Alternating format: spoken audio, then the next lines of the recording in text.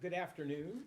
In my role as temporary chairman, I will call this work session and annual organizational meeting of the Moore County Board of Education to order. Board members, you've had the opportunity to review the agenda, and so at this time I'll invite a motion to approve the agenda. So moved. Thank you, Mr. Dennison. Do I have a second? Second. Thank you, Ms. Caldwell. All in favor, say aye. Aye. All opposed, same sign. Thank you very much. It's approved unanimously. I now invite Mr. John Barath, Executive Officer for Operations, to lead us in our Pledge of Allegiance to the flag and our moment of silence. Please stand and join me in the pledge. I pledge allegiance to the flag of the United States of America and to the republic for which it stands, one nation, under God, indivisible, with liberty and justice for all. Please be seated. And please join me in a moment of silence.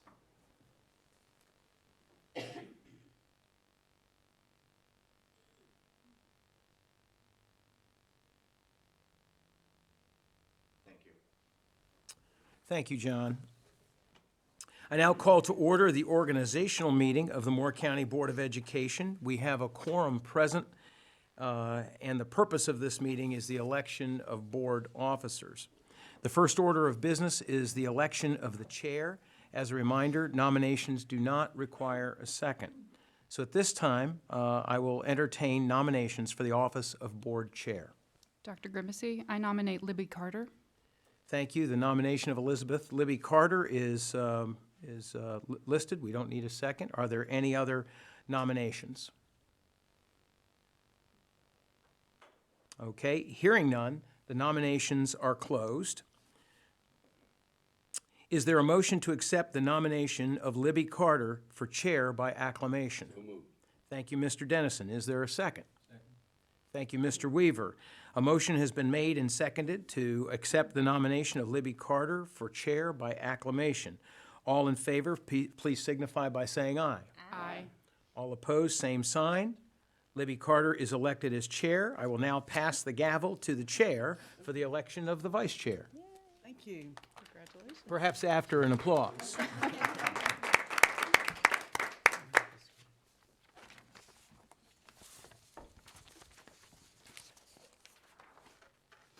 Okay, For members of the audience, I've had a little bit more opportunity to practice than Ms. Carter. you have to have a so script. we will be patient.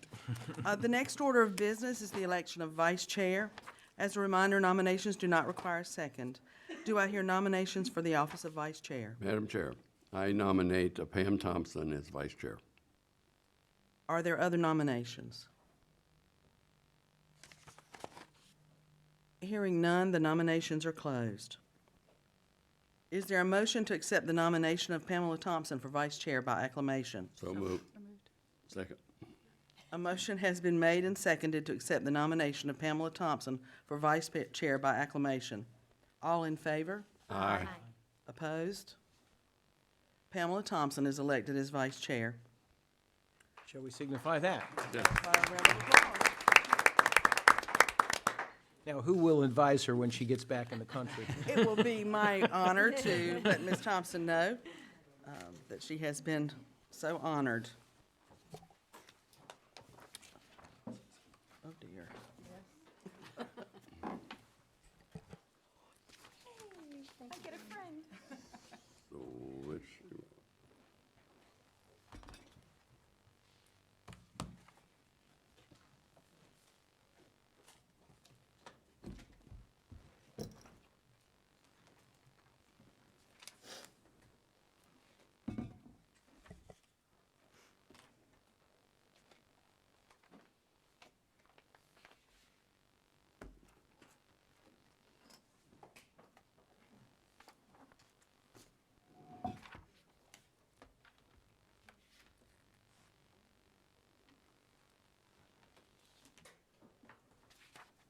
Thank you, John. What would we do without you? Very good at housekeeping. You'd all be different names.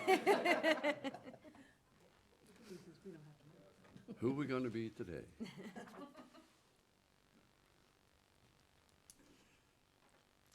Madam Chair, as Mr. Barath is finishing up his duties here, the first order of business, as you can see on the agenda is titled Board Chair's Signature, as is been the case in any year where we have a change in the chairmanship of the board.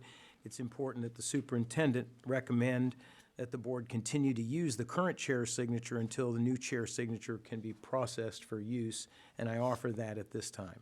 So move. Second. You're in charge, Ms. Chair. All in favor? Aye. Opposed? I thought maybe you still They're wanted to be in well-trained. charge. You are supposed to ask for the motion, but they're so well-trained that you might get a little spoiled. But with your permission, I'll proceed then. Thank you. Yeah, make it easy for you here. Before we move on into the actual agenda, let me just say I'm honored by the trust that my fellow board members have placed. Oh, gosh, I told you to hang on in me today. I pledge to operate with integrity and open-mindedness as we move forward together. I plan to use my knowledge of the classroom, my skills as a parent, and my experiences of the past 5 years, along with the support of board members, to provide the continued leadership necessary within the Moore County Schools. Together, we will continue to work for the greater good of all our children. I cannot move on without offering, on behalf of the board, a very heartfelt thanks to Mrs. Wallen Miller for her service to the students, faculty, and staff of the Moore County Schools.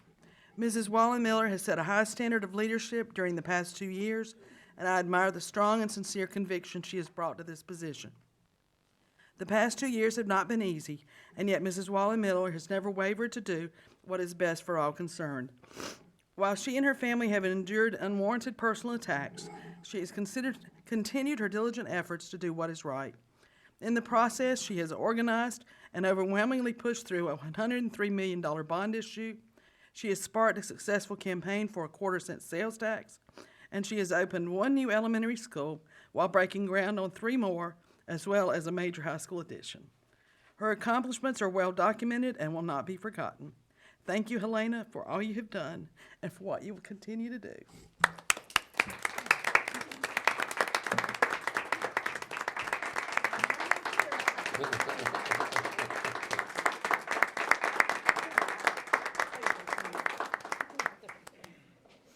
Okay, no more tears. Got to get to business.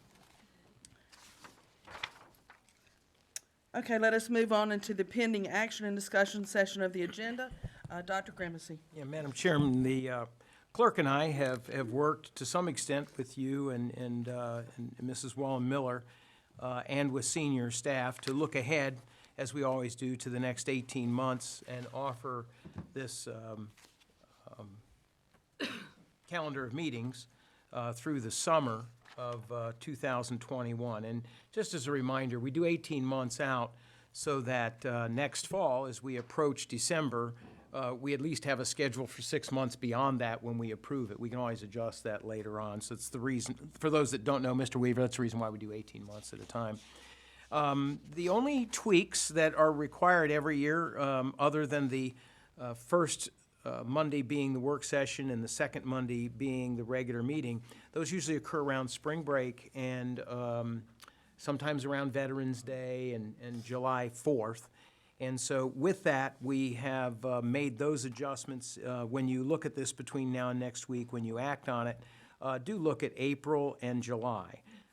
In the last couple of years, the board has, and the senior staff have felt that it's been productive to combine the work session and the regular business meeting in July when the business is probably at its lightest point in the year.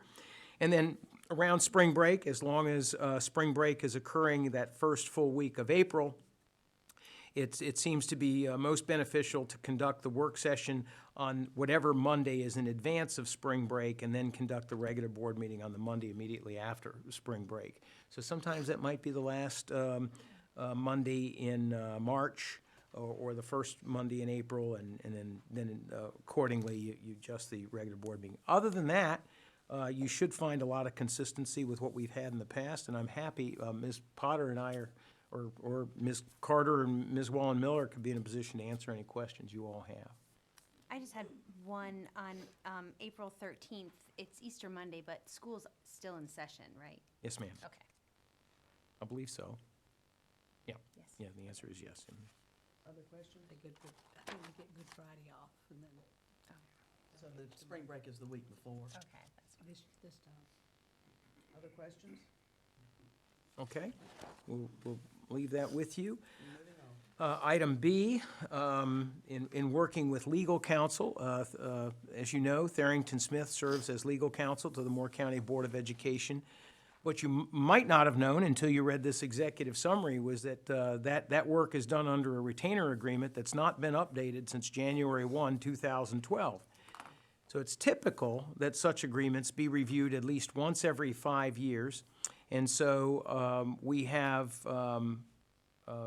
been discussing for some months a renewal of that retainer agreement, but recognizing that we're midway through the budget year, I've agreed with legal counsel to bring forth an agreement that provides a very modest increase at mid-year based on what Mr. Cox and I have determined that we can afford to handle for the rest of this year, and then look at the balance of that increase for the coming year. And so with that, you'll note that I've attached the letter from Mr. Ramey, who's here to answer any questions that you might have. I think given the number of years that we've gone without a rate increase, I think that Tharrington Smith has been very judicious with this increase. And as you can see with the estimated cost, for this year, that would be $5,300 on an annual basis. That would be about $18,000. Of course, legal fees can vary from year to year, but if we look at history, those are reasonable estimates as to what we might expect. And it's our belief that that's well within our ability to manage those costs, and in particular for the quality of the service that we receive in return. So I'll leave it at that and entertain any questions that anyone might have. Anyone have questions? In reading the letter, it said that they were going to drop the $600 retainer. Is that right? I'm going to defer to Mr. Ramey on explaining the That's correct, background yeah. of that. There has been a $600 a month retainer. Our proposal would be to drop that. I will say that that will not likely net a savings of exactly 600, because I have a tendency to put time, so to speak, on the bill to the retainer. Just small miscellaneous things that we don't have an open file on. I'll often charge that time to the retainer, which means you're not paying any extra, but it will offset the cost somewhat. I would estimate $400 to $500 a month, probably, in reduced costs. Well, I'm certainly glad to see that. Mr. Weaver, if I could add, the estimated cost that Mr. Cox has come up with is the net after the provision of the removal of the retainer.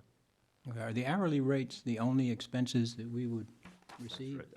That's right, there would be no retainer under this new agreement, simply hourly rates. Okay. Thank you. Other questions? I would think that just- we are very, go Well, I ahead. was just going to say, I think this is, we're very grateful for Tharrington Smith's and your, Mr. Nate Ramey's support of the school system. And we've had a lot of needs with all the construction and such coming up. So it's been very beneficial to have the experience of your firm and yourself. So thank you. Yes, It's an honor to a work great relief to know that we have a particular person to call for Yep. information, and the information is returned very quickly and with very thorough research. So we appreciate that. Thank you. I'm going to defer to Mr. Cox. Yeah, if I may, just to clarify, we are billed for mileage for Mr. Ramey and other miscellaneous copies and things like that. So correct. those are only additional charges outside Correct, thank the you. hourly fee. But no change in those rates. No change in those. Yeah, I mean, it's that because they bill the IRS IRS standard. rate for So when mileage. that changes, that would That's change correct. for them as well. Right. So we just wanted to clarify that. Thank you. Thank you. Any other questions, Madam Chair? I think we can move on. Okay, thank you. Item C is a resolution urging the state to take action to remit civil penalties unconstitutionally withheld from North Carolina's public schools. This is a resolution that has been drafted and recommended by the North Carolina School Boards Association. It's been vetted by our legal counsel. NCSBA has drafted this resolution for your consideration as part of its ongoing efforts to seek payment on behalf of all local school administrative units in satisfaction of a long-standing court judgment. The order was entered in 2008 and found that the state of North Carolina had wrongly diverted 747 million, excuse me, I don't use that number very often, so I gotta get used to it. $747,883,074 in fines and forfeitures collected between January 1996 and June of 2005 that should have been paid to public schools and instead used those funds for other purposes in violation of the state constitution. Now, that's not me speaking, that's the courts. All appeals were exhausted many years ago, but to date, only $18,100,000, or 2.5% of the total money owed, has actually been paid to the public schools. The resolution that's attached asks the General Assembly to develop a multi-year plan to make good on the court judgment and pay the balance of $729,699,823 that's owed to local school administrative units as required by the state constitution. I'm happy to answer any questions and also happy to defer to Mr. Ramey, any questions that you might have. But otherwise, I'm here to assist you in consideration of your own resolution. I want to say thank you to Mr. Dennison and Ms. Wallen Miller who drafted this resolution. The original suggested one that came to us was 2 pages long, and Mr. Dennison thought ours might be a little more succinct than the ones that were presented, and they worked diligently to make this a little shorter. So we all know that people don't read much past the first page anyway, and so this pretty well sums it up. Just a quick question. What happened to that $18.1 million that went out originally? Did that go to Scotland County? Or? It's been dispersed. It's been, supposedly it was paid out as part of technology funds. It's virtually impossible to tried and was not able to track the funds, so I can't tell you exactly how much of that amount the Moore County Schools actually received, but supposedly it was paid into the school technology fund, and then they just stopped for some reason. Did it supplant other funds that went in? Again, it's very difficult with state budget issues to tell, right? The state passes it's a very complex process. I've seen no evidence that there was a line item offset deduction, but I guess one could wonder whether there's sufficient funding across the board from the state. But in any event, this resolution just asked for a plan to make good on the $729 million outstanding. An estimate for Moore County Schools, a rough back of the envelope estimate, I think we determined was $7 million if we got $6 million. $6 million. That's $6 million. Mm-hmm. Yeah, I believe Mr. Eklund would say that could go a long ways in working toward our IT situations. So it would be nice. Other questions? We literally could establish that as a fund that could pay for IT infrastructure for 5 times, about 5 times. That could pay for IT infrastructure upgrades every 3 to 5 years for almost 40 years. Give you Well, we would be able to do our part to support the Moore County Schools and other systems as well by pushing forth this resolution. And I'll just add, it's money that the courts have said you are owed. Yeah, we want to make that clear. You're not asking for anything you're not entitled to. Yeah, this is not a budget request. This is an expectation of the fulfillment of justice. What are the expectations of any of these funds coming from the state? Sorry, what are the, Expectations? uh, Have there been lawsuits Sure, I like this in the past? And there have been 2 major lawsuits. There's this one and another that had the same outcome, essentially, where we won the case.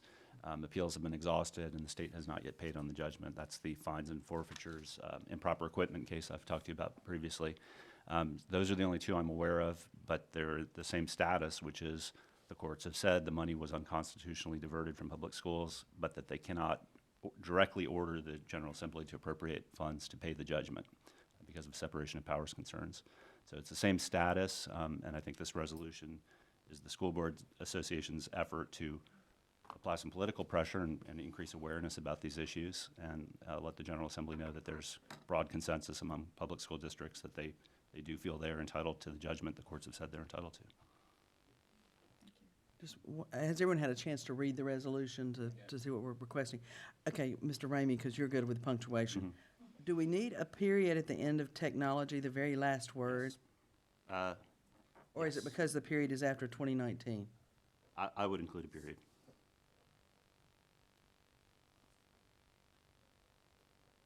Yep. I would include Okay, the so period does it after need the technology. period after resolution on the statement before then? Or should Right. that be a comma?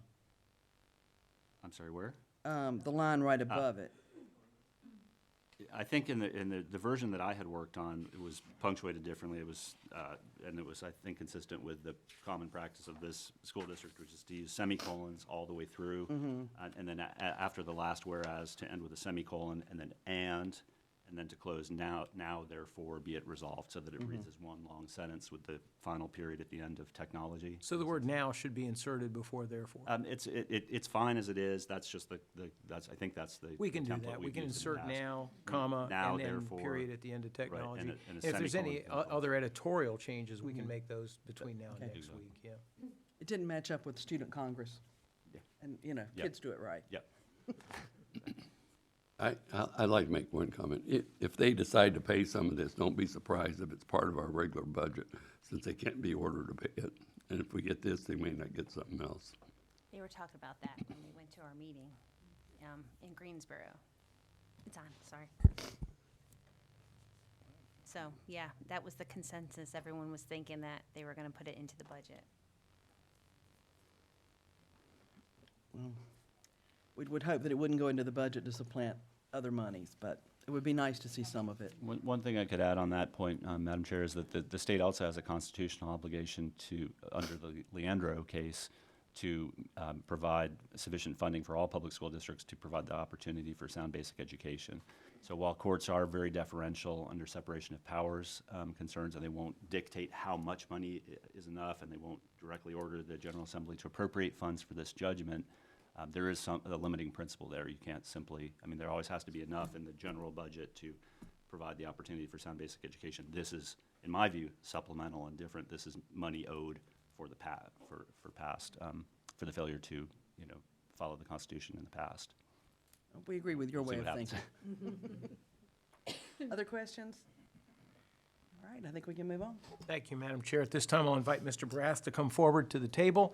Mr. Ramey can stay put, or he can join him, but we have another resolution to close schools and authorize the sale of surplus property, carrying with it sort of a multi-tiered recommendation, and so we'll appreciate your attention to this process. Mr. Brath. Thank you. Good afternoon, Chair Carter and other board members. You're welcome.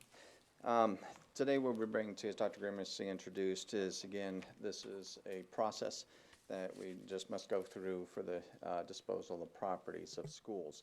Working with Board Attorney Neil Ramey through this, you have a full explanation of everything. We will go through as an overview on the executive summary, and in the attached resolution is each of the steps that are noted on the executive summary.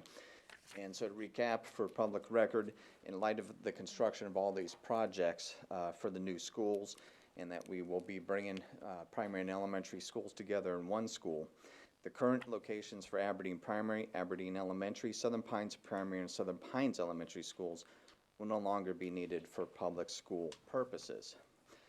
And based on the current timeline of projects of construction and when they are anticipated to be completed and ready for occupancy, the Aberdeen schools will not be needed anymore on or about June 30th of 2020. Both Southern Pines schools no longer needed for public school purposes on or about December 31st of 2020. Based on our thorough study of the properties, interests of avoiding maintenance and other costs, reducing the administrative burdens and potential liabilities associated with property ownership, it is the administration's recommendation the board declare each of these school sites as surplus and officially close the properties on the dates each one is vacated.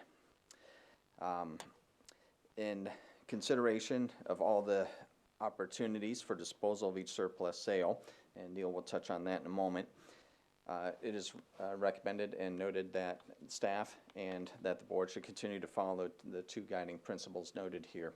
First and foremost, that we follow strictly and adhere to not just the language, but also the spirit and intent of statutory and constitutional requirements governing all disposal properties. Second, that the board will employ a fair and transparent process for the disposal of each site.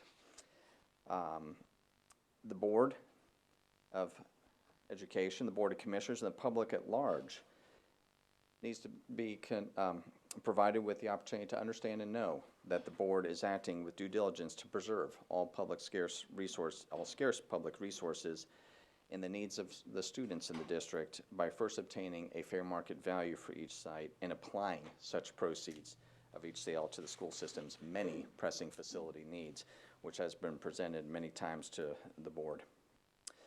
The board, as you're aware, has received a written proposal from the Southern Pines Land and Housing Trust.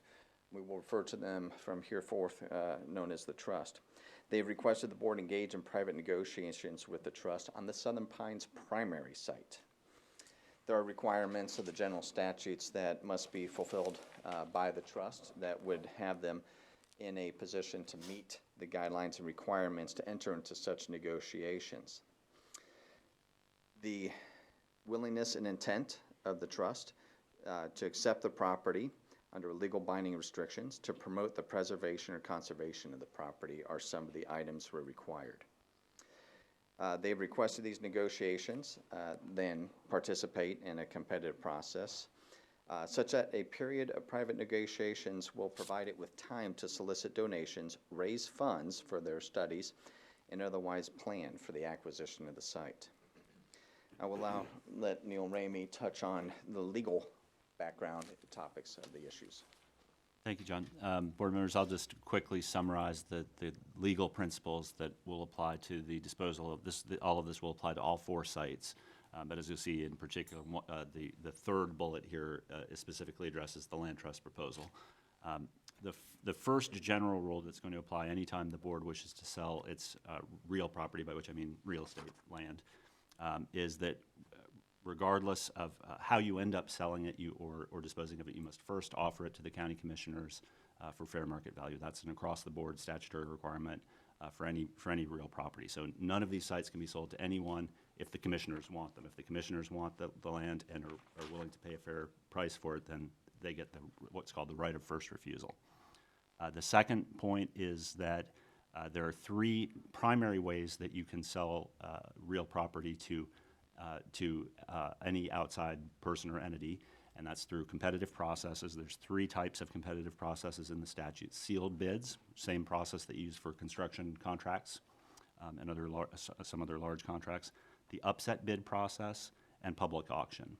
And I will say this is touched on later in the executive summary, and I think John will address it when he talks about his recommendations and Dr. Grimacy's. But I will add that in our experience working with public school districts across the state for at least 40 years now, the upset bid method seems to be the most effective generally for getting a competitive price for real estate. And without getting into too much detail, basically what upset bid means is you can solicit or invite a specific proposal to start the bidding process. That's published in a newspaper or on the website or otherwise made public. And then anyone in the world has up to 10 days to post a bid that's a certain amount higher than the initial bid. If such a bid comes in, then that new bid is posted in the same manner, and it starts another 10-day clock running for anyone else to bid again. So you can't have these minor, $1 higher bids. They're substantially higher each time. It's roughly 10%, roughly 5%. Actually, it's 10% of a certain portion of the bid price and then 5% of the remainder. So the bids will escalate, but after you go 10 days without an upset bid, the bid process ends. Another important point on the upset bid process is you are never required to accept any bids. So the board, once the process plays itself out, the board is free to reject all bids and come up with some other way to dispose of the property or hold on to it. So for all those reasons, we find it's a very effective way to get a good price for property in a competitive process. The third bullet in the executive summary address is just a detailed summary of the statutes that do allow private sale or sale through private negotiations under very limited circumstances. And these are the statutes that the Land Trust has invoked in its proposal, and they've correctly identified the statute, which does authorize the board to sell not by means of one of the competitive processes I just described, but only if the person to whom the property is sold meets certain conditions, including that they are a nonprofit corporation or trust, that one of the purposes of the trust or nonprofit is the preservation or conservation of properties of archaeological, architectural, artistic, cultural, historic, natural or scenic significance, that the site is indeed significant, is the statutory standard for its archaeological, architectural, artistic, cultural, or historical associations, and that a preservation agreement or conservation agreement is placed on the property that will restrict its uses and maintain that value, that historical, cultural, or historical or other type of value. And finally, that the purchaser will agree to deed restrictions or some other legally binding restrictions when purchasing the property that will promote the preservation or conservation of the property and secure public rights of access as appropriate. So those are the statutory conditions that are required if you're going to sell property to anyone other than the county commissioners, and by means other than the 3 competitive processes I outlined. Okay? And then the final bullet here is a general rule that applies, again, as with the first bullet, to all sales of real property. And that is a state constitutional requirement. It's not as well known because it's not in the statutes. You'd have to go into the state constitution and case law and expert opinion on the meaning of the constitutional provision. But essentially, the state constitution has a special rule that applies only to public school districts, not other forms of local government, that requires all property to either remain owned by the public schools, or if it's sold, to be sold for its fair market value. And the basic idea is that the Constitution requires anything that's from the public school fund from the state to remain to benefit public education. So the idea is that a below market sale, a $1 sale of real property, for example, would essentially be a gift of the large balance of the value of the property, and that's a violation of the state constitution. So those are your statutory and constitutional rules that would apply to the sale of all 4 sites, with a particular emphasis on the private negotiation rule that would govern sale to the trust if the board wishes to consider that. So, Mr. Ramey, Yes. the county commissioners could opt to purchase one of the properties, and then they can give it away. Correct. They would be required, there would still be, that sale would still be subject to the state constitutional requirement that you would have to get fair market value, which we'd have to figure out how to assess that. It's either through a competitive process, an appraisal, some fair way to assess the fair market value. So that would apply to, because that money has to stay within the public schools. But they are then not subject to that state constitutional requirement and could give or sell the land. To my knowledge, I'm not aware of any restriction that would apply to the county commissioners on their sale of property once they owned it. And so based on these findings, the facts in here, the recommendations of staff is outlined here in 8 points. The first one being that we recommend the board conduct a public hearing to declare the Aberdeen sites and the Southern Pines sites as surplus and closed, and on these methods as outlined for disposal of the properties. Second, absent any further direction from the board following the public hearing, the administration recommends the board declare the 4 school sites as surplus, unnecessary, and undesirable for public school purposes, effective on the date each site is closed, as noted previously. Third, the administration recommends that all 4 sites be offered for sale to the Board of County Commissioners, as Neil has outlined, as required by statute. And fourth, that based on prior experience of legal counsel and staff of the competitive sales process, as Neil outlined, the administration recommends the upset bid process be used to dispose of the properties that are not acquired by the county commissioners or sold by the private negotiation. Fifth, the administration believes that the trust proposal merits serious consideration. The administration is also mindful that it must obtain reasonable assurances that any purchase price identified through the private negotiations represents a fair market value. And so it is, the administration is mindful that it's also difficult, time-consuming, not impossible, to fully verify that the trust and its proposal satisfy every aspect of the general statutes. And so based on these considerations, it's broken into 3 parts as part of it. Board of County Commissioners has first decided that it will not exercise its right to purchase the site of the Southern Pines Primary School site at fair market value. Second, the trust agrees to pay the appraised value of the site. And 3, that the trust agrees to provide the board an opinion of council letter noting that they are in compliance with all the general statutes. Sixth, the administration recommends that. I'm should sorry, the Mr. John, Yes. just that one other, there was, and I can extrapolate on I'm this a sorry, I little missed bit. Yeah, four. you missed the fourth, but I'll touch on it. I just wanted to add that some of this was my recommendation because because I've analyzed the trust proposal closely, and while it does make sense, they've stated that they meet all the criteria in the statute, and those statements, if true, would authorize private negotiation. I did think it's important to note that some of the facts about the nature of the trust, and the nature of the land as well, that it has significant artistic culture. These are not things that are readily, objectively discernible, and there's a possibility that there could be a difference of opinion. So I think it is important that the board, before going down that path, if you so choose, that you get some assurances from the entity that wants you to forgo the competitive process and to give them the opportunity to negotiate privately, that they make those representations in a legally binding way and give you some assurances that all those criteria are met. And that's why we have also the fourth criteria, which John had skipped and was about to read, but I'll just go ahead and touch on it, which is in the event, perhaps unlikely, that someone were to challenge the private negotiation, the fourth criteria would be that the trust agrees to indemnify the board from any liability as a result of that decision.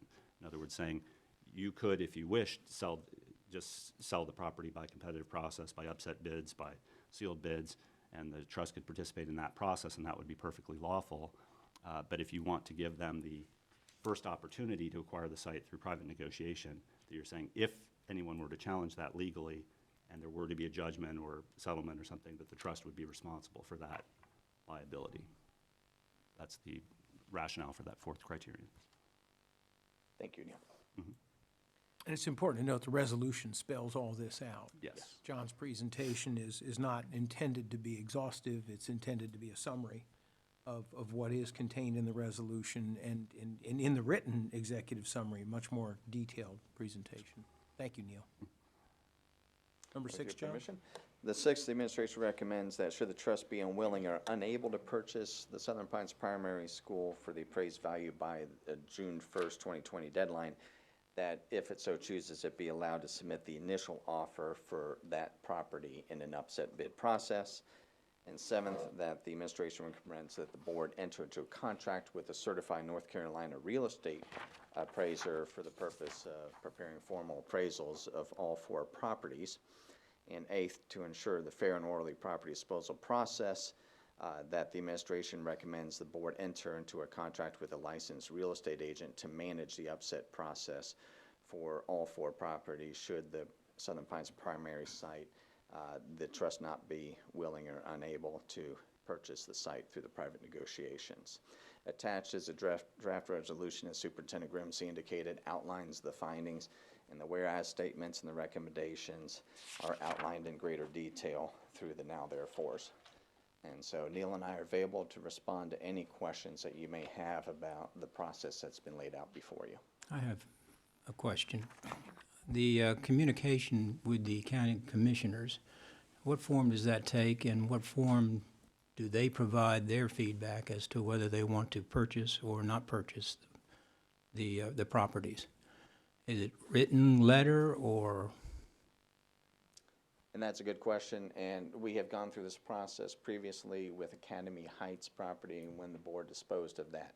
And the process adhered to was, it was submitted in a written letter to them, signed by the board and the superintendent, outlining the general statute requirements to offer to the county commissioners as first for fair market value, and to propose to place it on their agenda at an upcoming meeting for them to discuss and to decide upon.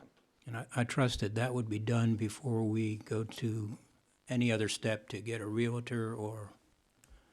It'd be done in conjunction with all this, so we can look to the commissioners in January and continue the process, because we still need to have the appraised values to help us define what fair market value to the commissioners would look like. Okay. And Mr. Barath, each one of the 4 properties will be treated as a separate entity, is that correct? That is correct. So even to the commissioners, we approach them about each one of the 4 as a separate entity. That is correct, not as a group. I think I'm hearing you use fair market value and appraised value as interchangeable. Is that right? Is that fair? It is an understanding of a basic beginning. The appraisal is of a property value. Fair market value is the price it actually yields upon the date of disposal, which could be in excess of an appraisal or below an appraised price. So it all starts with the appraisal. Yes, it does. Let's defer, see if Mr. Ramey wants to add to that. I think I'm saying the same thing, but just to put it a little bit differently, I think I view the appraised value as a good and fair estimate of fair market value if you're not going to have a competitive process. If you have an open bidding process, that almost by definition establishes market value, which is what the market will bear for that property. But if you don't have a competitive process, you need some way to estimate fair market value to meet the constitutional requirement, and an appraisal conducted by a licensed real estate appraisal is the best method I'm aware of for that. And we may or may not get the appraisal. It could be below, it could be above. Correct. Is that right? Correct. Why are we, the other question I have is it necessary to start this process now? Can we talk about timing, why we're having this conversation now in December? And it is appropriate to have this moving forward. As you can see outlined in here, there are many steps that must be conducted, beginning with the appraisal process, the offer to the county commissioners, negotiations with the trust within a designated timeline, and also to afford the board the opportunity to work with an agent that can go and seek out the highest and best return from an investor to acquire the properties. Each property is unique. Each property is going to have a different potential buyer for them, and so we need to make sure we afford time to go and find the appropriate buyers for the properties and let them compete for it, and be in a position that when we vacate the buildings, we are ready to turn them over and not holding on to vacant buildings for months or years on end. That increases our operational costs and our maintenance costs to maintain vacated buildings. And so to ease that burden, we want to be in a position with the board to timely execute a transition of property. I think it's fair, Ms. Wallen-Miller, that as John and I discussed this with legal counsel, we started with the end in mind, that as of July 1, we will no longer need the 2 Aberdeen buildings to educate children. And so every dollar that we spend on those buildings after July 1 is a dollar that we're not spending on the children that we're educating now. And so with that, if we sort of back map from there and we ask ourselves what needs to be done, in what order and on what timetable, I think that pretty much drives everything else that we've recommended here. With the Southern Pines schools, we've got a little bit more time, and that's the reason why we suggest that June 1 may be about as early as we want to go. We would first see if we could resolve the Aberdeen schools during the spring, because we're going to continue to need the 2 Southern Pine schools until next January. And so, but at the same time, we don't want to put that off to the last moment, particularly with respect to the offer we've received from the Land Trust. We'd like to be able to provide them with a concrete response on what our negotiating position would be in the event that the commissioners don't have any interest in the properties and they leave it back to us. We want to have all this in order so that we can sort of map out a plan and be very transparent. Okay, and then in the process of this, the first step is to actually declare the buildings no longer necessary, correct? Yes, ma'am. And that's what we're approaching next week. Yeah, we would declare that. We'd offer an opportunity for some public input in advance of that to see if there's anything that we've missed, and to meet our statutory requirements. But at the same time, then, that's step 1, and then step 2 is to offer it to the county commissioners and find out, do they have any interest in the property or not? And whether they do or not, we've got a plan A and a plan B all mapped out right here. Well, and I think the important thing that this outlines to me is that not only is it fair and transparent, but that the funds are necessary for our own capital improvement needs. So making sure that we get fair market value and what we get out of these buildings is going to be important for us to move forward with some of our very long list of capital improvement needs. Yes, ma'am. I did appreciate seeing the maps on the end of the resolution. Most unusual shapes for the property. Obviously, different pieces acquired at different times and put together as one plot, but it shows you very clearly how the spaces that we currently own were not large enough to create the modern-day schools that we need now, and why it necessitated the need to move on and find other property to build the new schools. So I would hope that we can, process this very quickly and proceed to generate funds that can go into capital needs that are necessary at our other buildings. So the recommendation then, Well, I can review that, let maybe invite the board one more time. other questions? Any final comments, questions, feedback? I'm looking back, and did we say something about a public hearing? Yes, ma'am. Okay, so what is the purpose of that? I'll defer to legal counsel. To give this is my recommendation, and it's to give the public one final opportunity to weigh in on everything addressed in the resolution, in particular the, closing of the schools, and the method of disposal. But it's just, I know the board's already had extensive discussion about all these issues, so this would just be one final, and there's been public comments relevant to all these issues before. I just thought it's, out of an abundance of caution, one final opportunity for public comment on the resolution, which contains everything related to the property disposal. Okay, with that, Madam Chair, the recommendation is presented in the form of a resolution that the staff has worked with legal counsel on.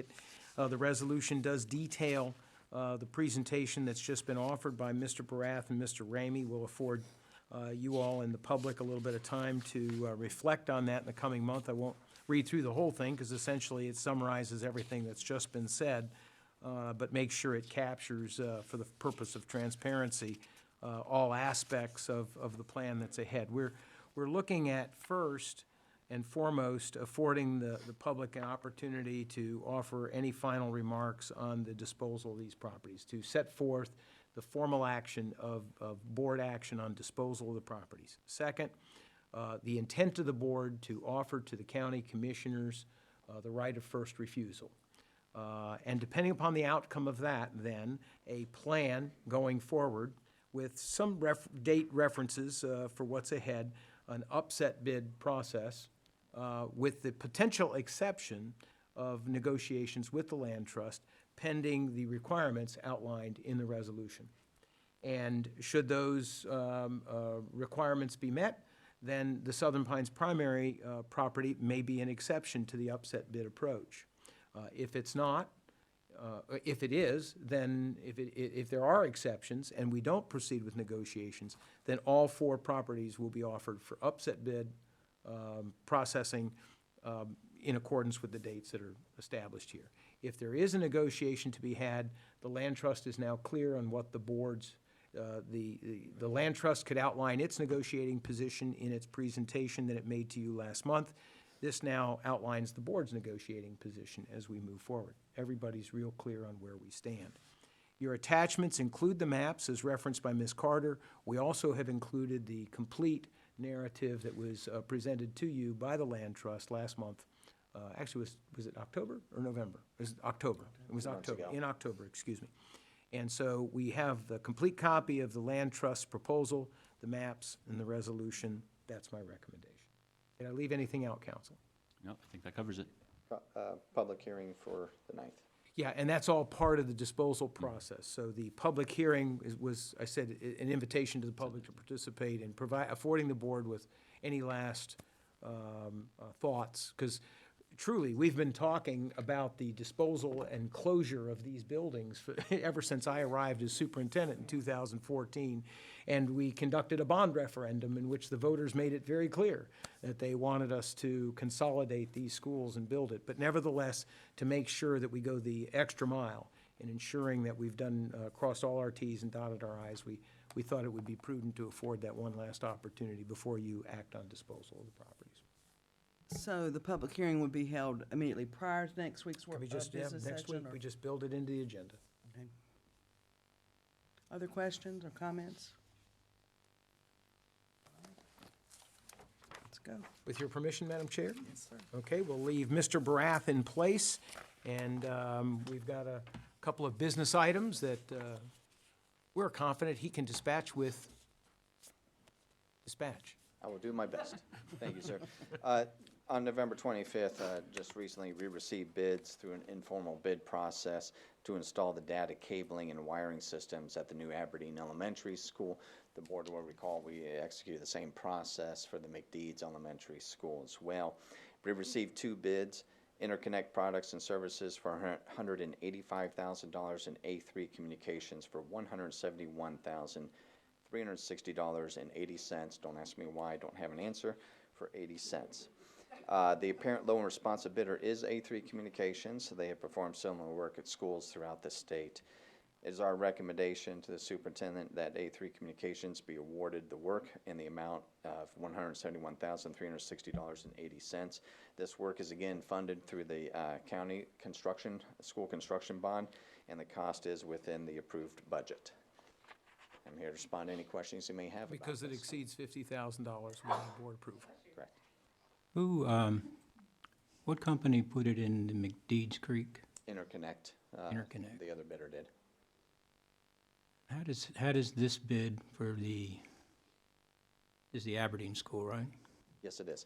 How does that compare to the McDeeds Creek? $40-something thousand less. Okay. Otherwise, the specifications were pretty much the same.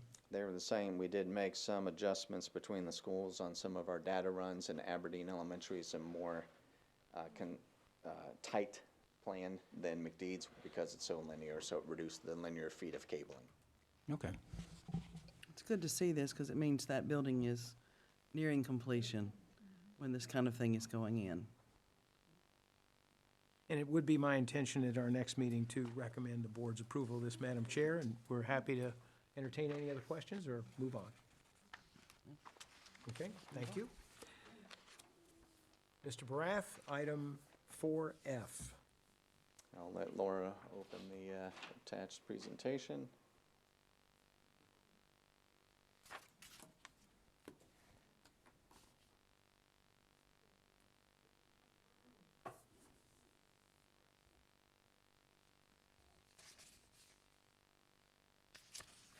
I'll have to ask you to scroll through it, I guess.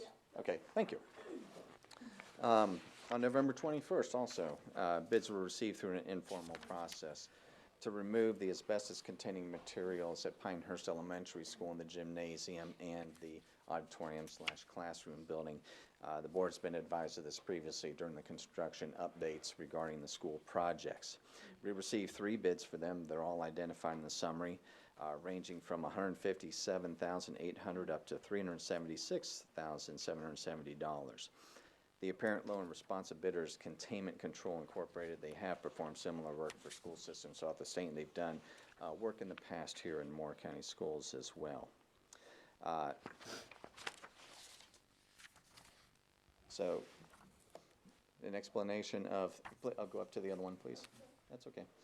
The original budget for demolition of the school at Pinehurst identified just shy of $475,000 for the demolition. Contained in that was an estimated value for abatement of the facility as well, of any materials in it.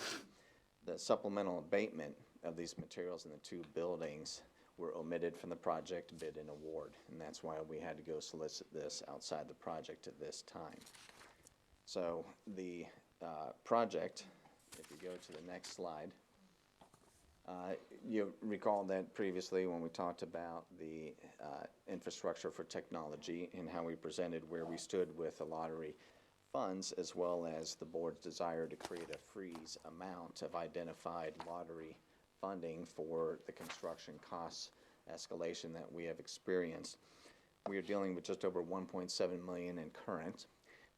Just a couple weeks ago, the board and the commissioners approved the disbursement of $744,500 to be allocated towards the technology infrastructure at all our sites, leaving us with about $983,000.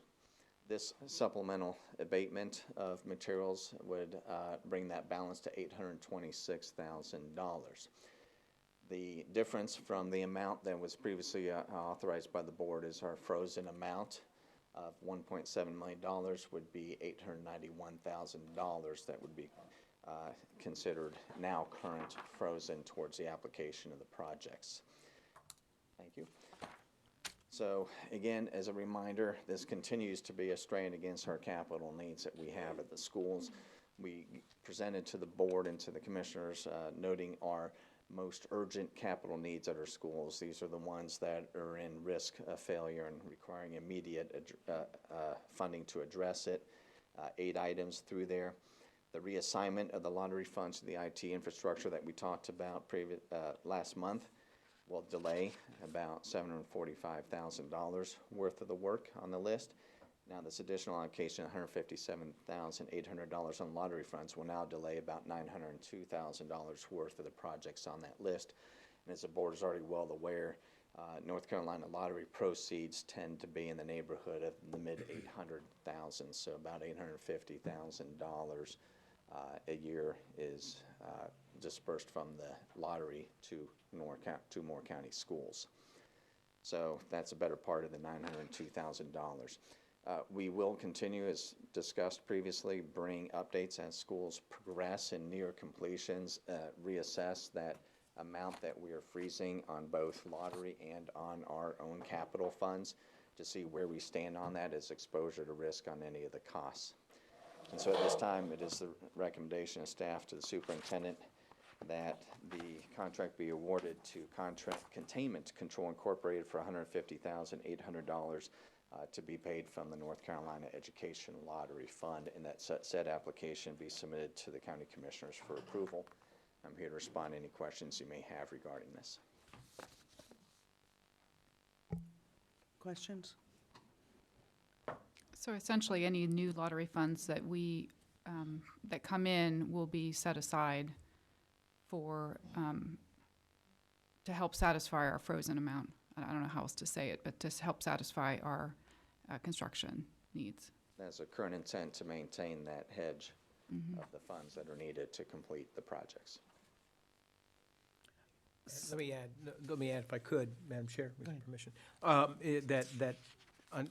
Until the Aberdeen project is done, and we find out how much leftover project allowance and contingency remains, roll that over into Southern Pines, then we reevaluate our risk, and we determine if we're freezing too much or not enough.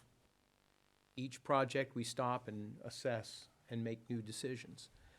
Based on where we stand today, before that assessment is done, John is suggesting, and correct me if I'm wrong, but as we understand this, that the first $891,682 we get from lottery, we're gonna hold on to and not spend until we make the determination that we have adequate funds to cover the projected 1.7. Additional cost over $103 million. So we just have to go project by project, one at a time. It is our hope that a substantial amount of this, that we may find that all of the costs come in under $103 million. It's just when you're managing 3 projects at one time that you're doing, it is very difficult to determine exactly where you're going to be.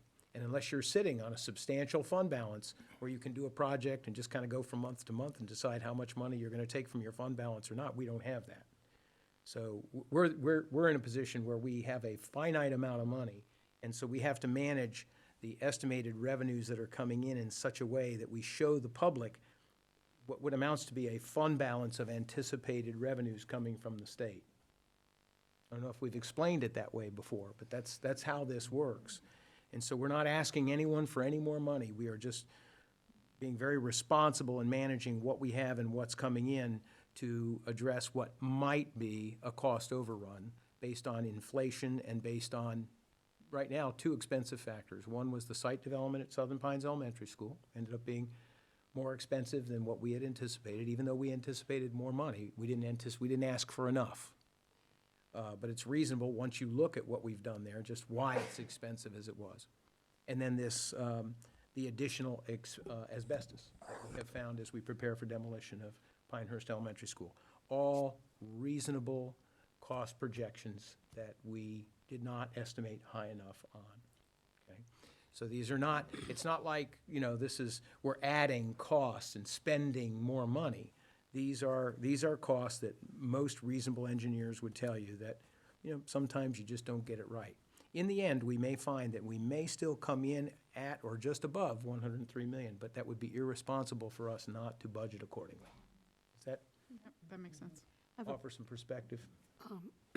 On, excuse me, as I'm looking at what we have currently for immediate lottery funds, looking at Carthage and Elise and Vast Lakeview, Sand Hills Community Learning Center, and then I went back and looked at the projections that we'd made close to for the next 20 years or so.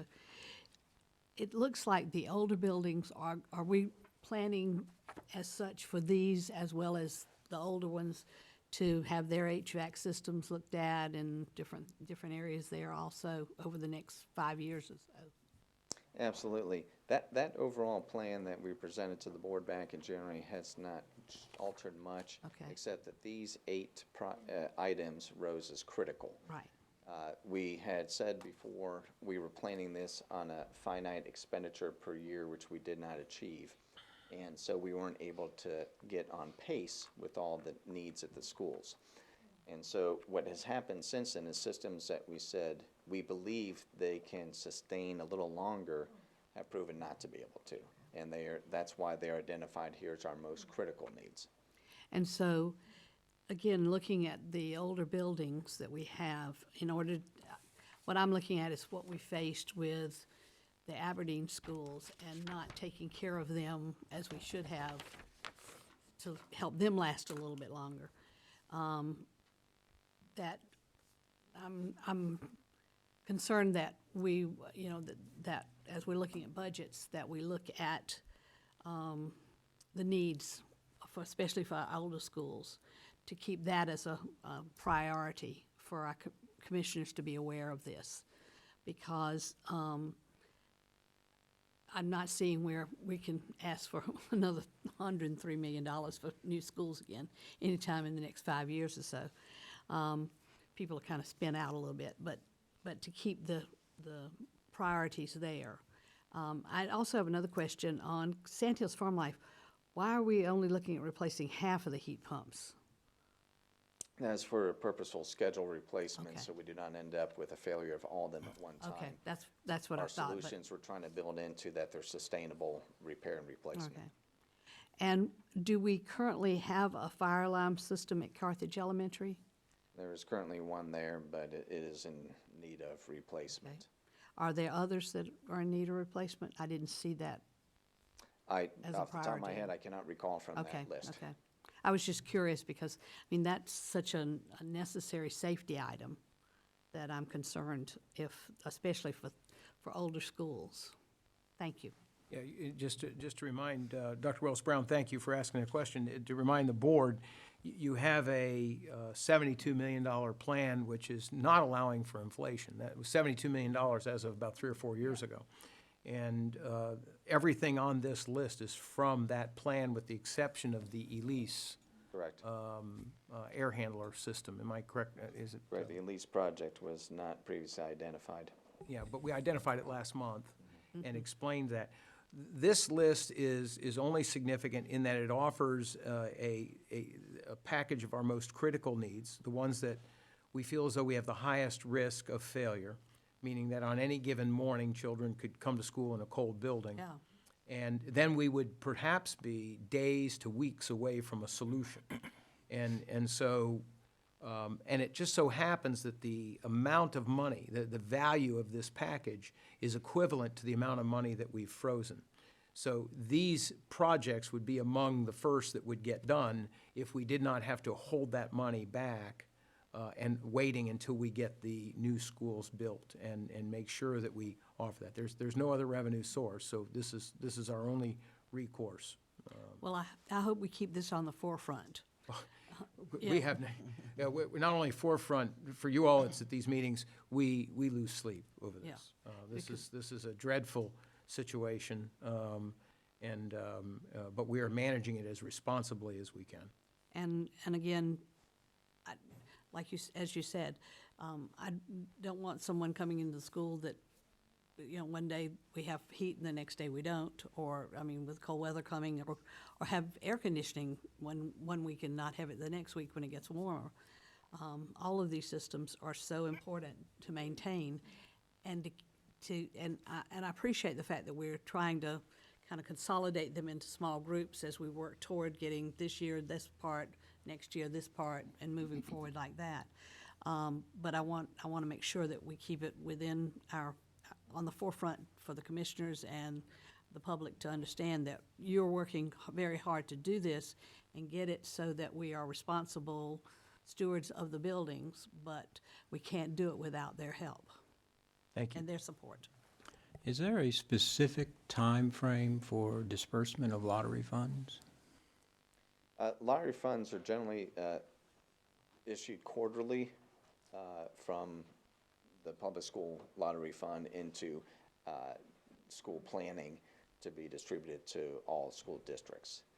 And so they're close to that. They come quarterly or close to quarterly. Okay, so, But then you draw down on them, right, John, by making a request. You don't get a disbursement of your lottery funds for that quarter. You have to submit a request Based off of what it signed by reads the chair, currently in there. school board chair and the chair of the county commissioners. Correct. okay. Well, we appreciate the fact, Mr. Barath, that you keep that list updated for us as you do regularly. We know that you already had laid out 20 years' worth of improvements that were in sight, and that 20 years just gets added to regularly. And as Dr. Brown has said, we don't want a building to crumble around us. We want to be proactive rather than reactive. So we appreciate that continual update. But back to the asbestos abatement for a moment. Is it holding us up that we have to wait on the approval from the commissioners to use these lottery funds? Does that stop the demolition? Oh, the demolition is ongoing, as you'll see in my update here in a Okay. little while. But also, they cannot start anyways until they have the agreement approved next week, and we can cover the cost temporarily should the need be through our capital fund. So they can start immediately. And is this on the commissioner's agenda for tomorrow? It is not, Okay. And so do they meet, so does it have to wait till January? has to wait till their next meeting to All right. approve that. So in And the so then- interim, we'll be using our local capital. So and then essentially, the lottery change funds it. would reimburse local capital. As a placeholder, we're going to use it. We won't spend any local capital. By the time they complete any work and submit an invoice, it'll be into January when the funds will be dispersed But we're cutting it closer than what we'd prefer every time. to stay on schedule. Anybody else? Ready to move on, Madam Chair, with your permission? Item G, Mr. Barath.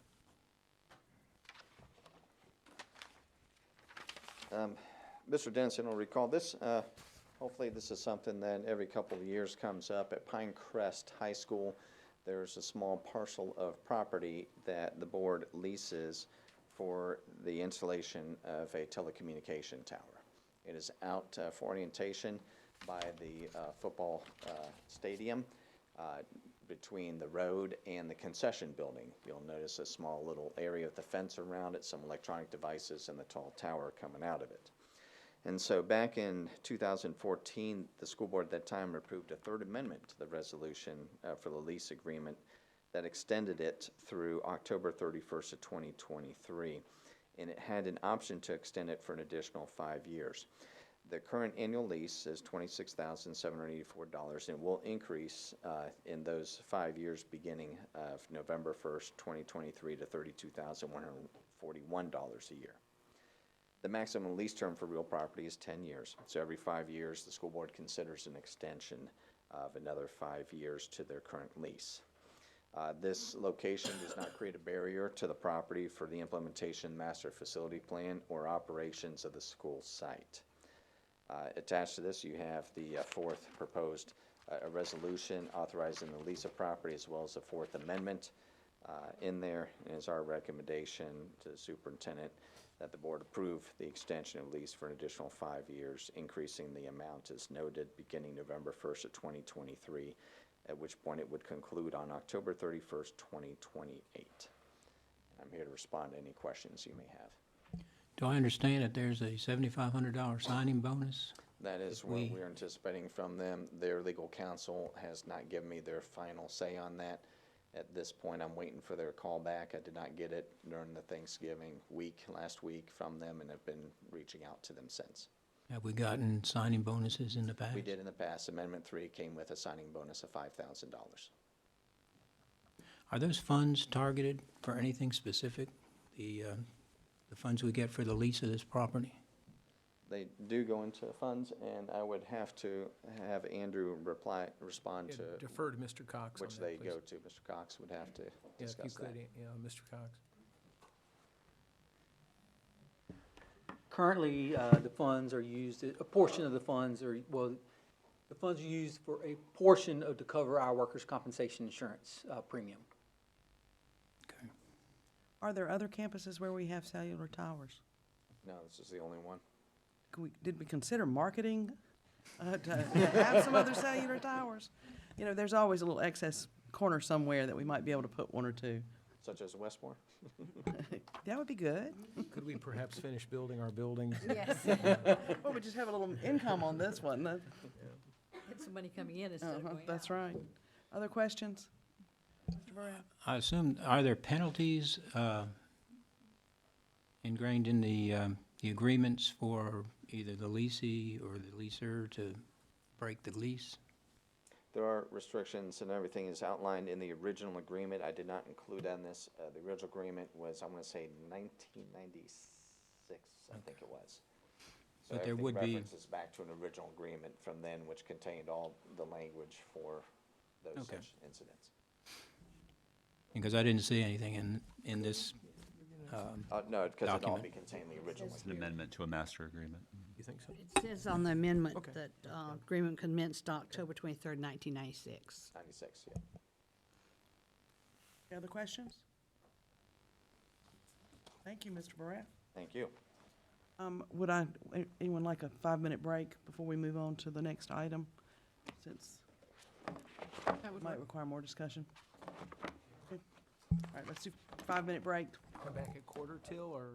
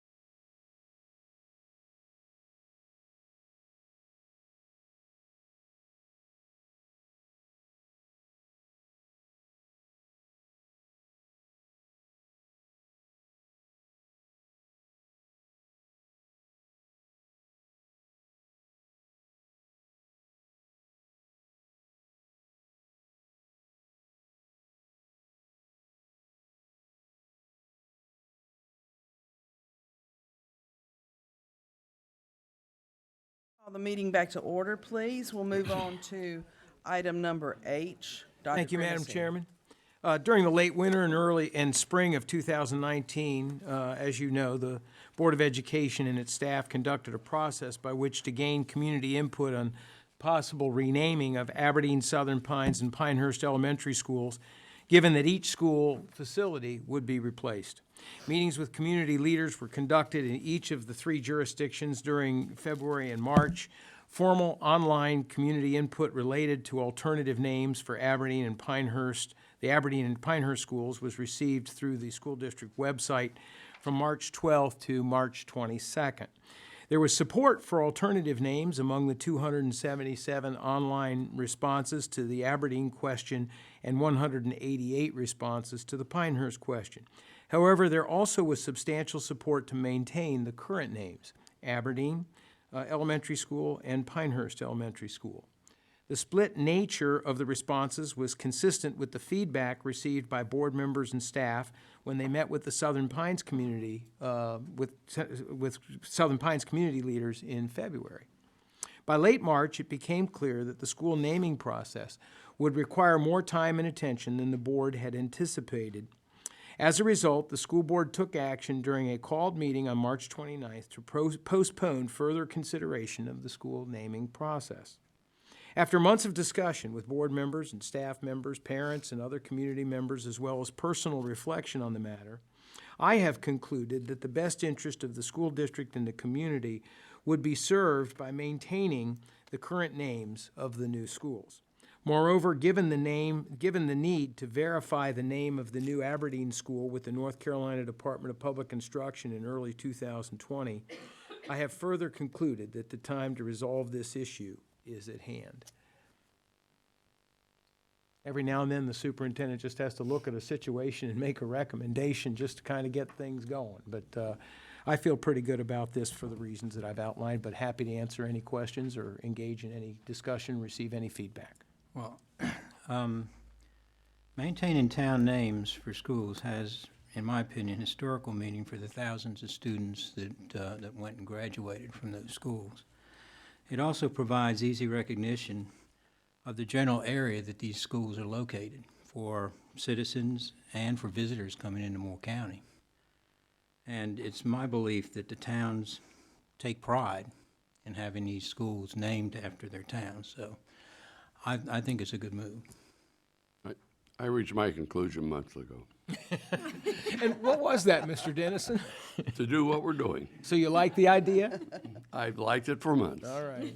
And I too have heard from a number of constituents over the number of years, number of months. So it seems like years.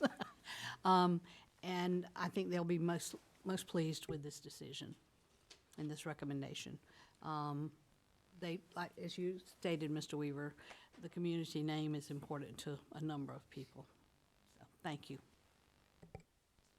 Working at Pinehurst Elementary, that was very important to me that we kept that name as well, just because it has a lot of meaning to me even as a teacher, so I'm glad that we're keeping, I'm sure other teachers feel the same way where they work, so I'm kind of happy that we are going to do that across the board.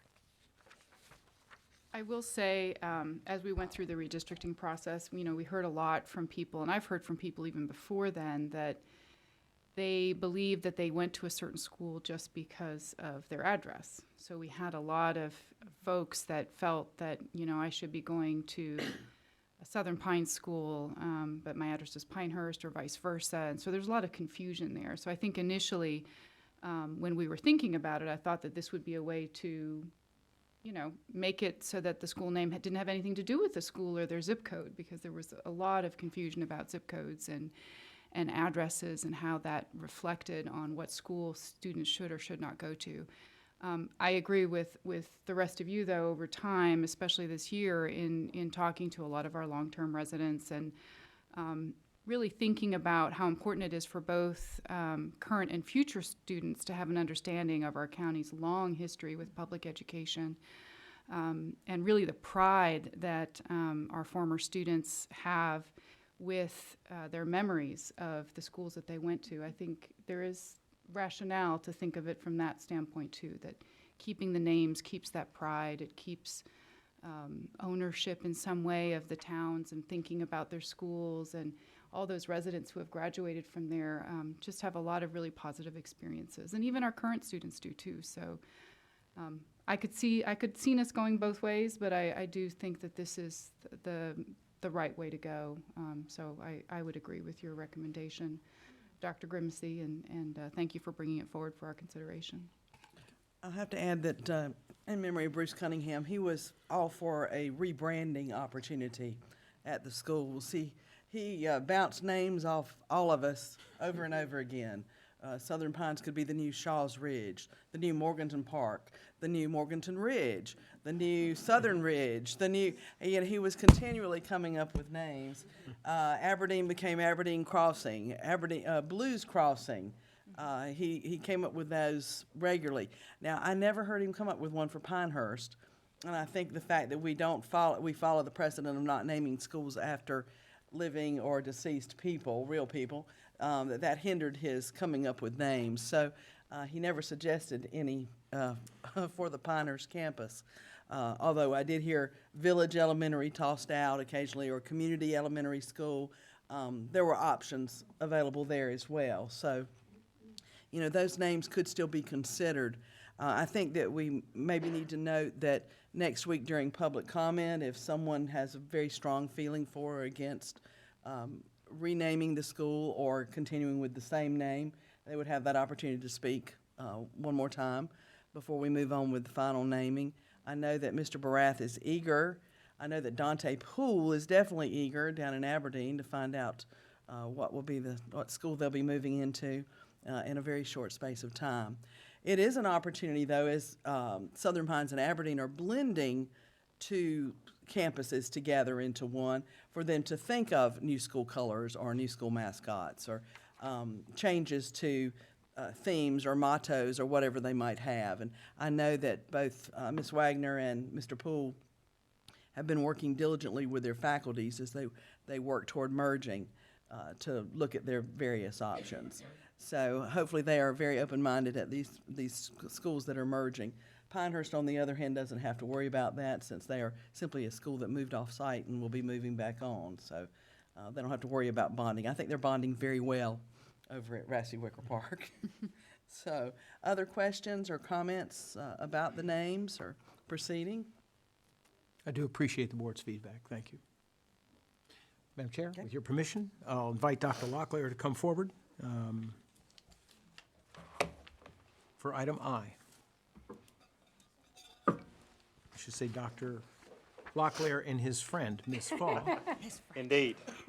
Good afternoon, Madam Chair. Congratulations, board members, Dr. Grimsey.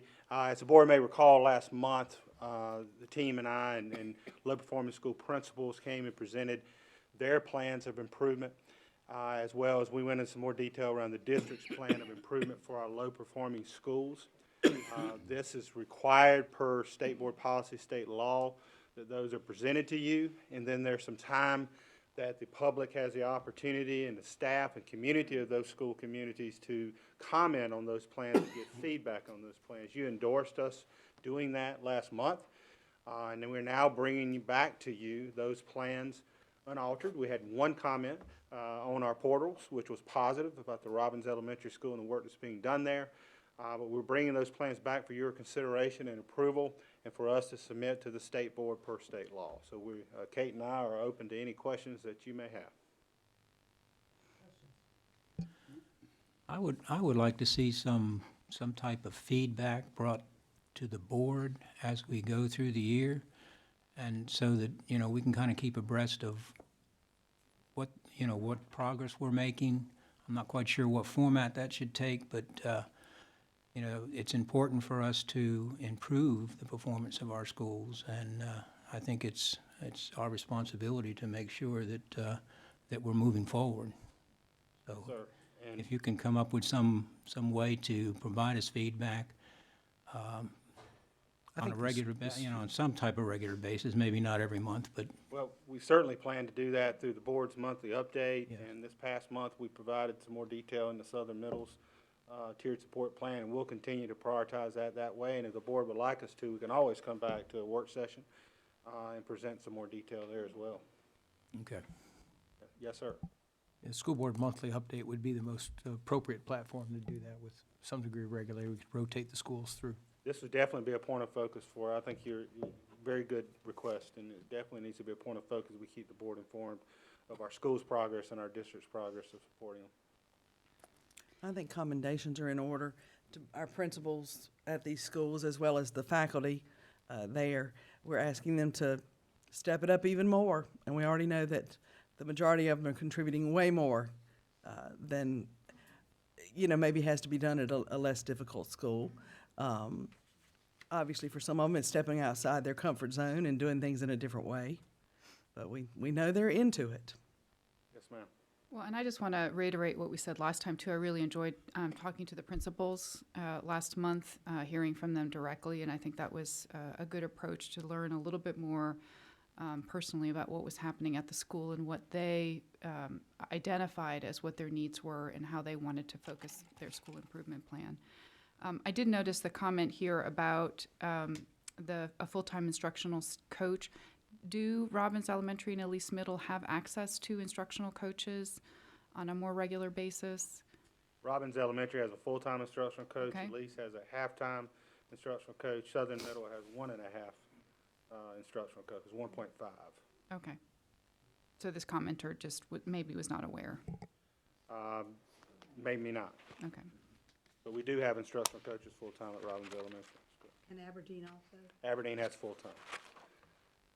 And another 0.6 is shared with Aberdeen Primary. It's actually 1.6.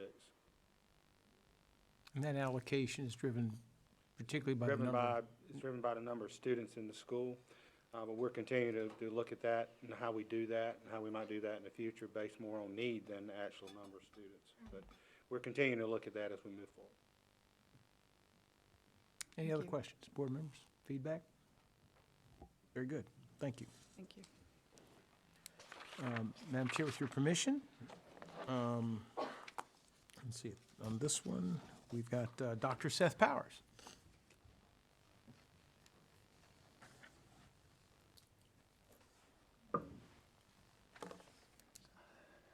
Thank you, Chair Carter. Dr. Grimacy.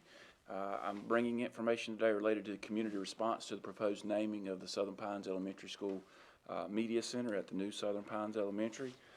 During its meeting on November 12, 2019, the board authorized the administration to explore a proposal to name the Media Center at the new Southern Pines Elementary School. The request was submitted by community member Jen Ray to consider designation of the Southern Pines Elementary Media Center as Bruce Cunningham Media Center in memory of Mr. Bruce Cunningham.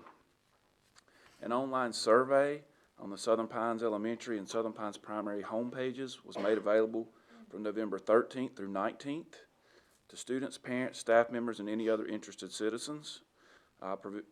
School messenger communicate messages were also issued to all Southern Pines Elementary and Primary School families and staff to advise the community of the survey and to invite members of the public to attend a community forum held at Southern Pines Elementary on November 19th.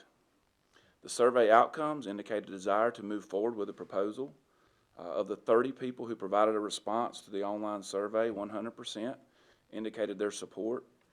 No respondents expressed opposition, and there was no alternative naming suggestions. Support for the proposal was also confirmed during the November 19th community forum. There were only 4 community members in attendance. However, each participant affirmed the survey outcomes as each one spoke in favor of the proposal. One community member who could not be at the meeting did send an email to Ms. Wagner as well to express support for the proposal. So although there was not a tremendous amount of response, I do think it's important to share that not a single person expressed opposition to the proposed naming of the Media Center in memory of Mr. Cunningham. So based on this input, the superintendent has concluded that he will forward a recommendation to the school board during its December 9th Yes, he has. regular meeting. Board members, any questions or feedback? Now, as I stated before, I feel this is a well-deserved honor for Bruce for his dedication and years of service to Moore County Schools as well as the community. He was involved in almost every aspect of the community. I knew him personally, and I think it's a well-deserved honor. Let's double check and see if he wants, if Ann wants a middle initial in there Okay. before we order letters. Have to change the name of something later on. I would assume then that we would do maybe a dedication ceremony after the school is open, separate from ribbon cutting or as part of ribbon cutting.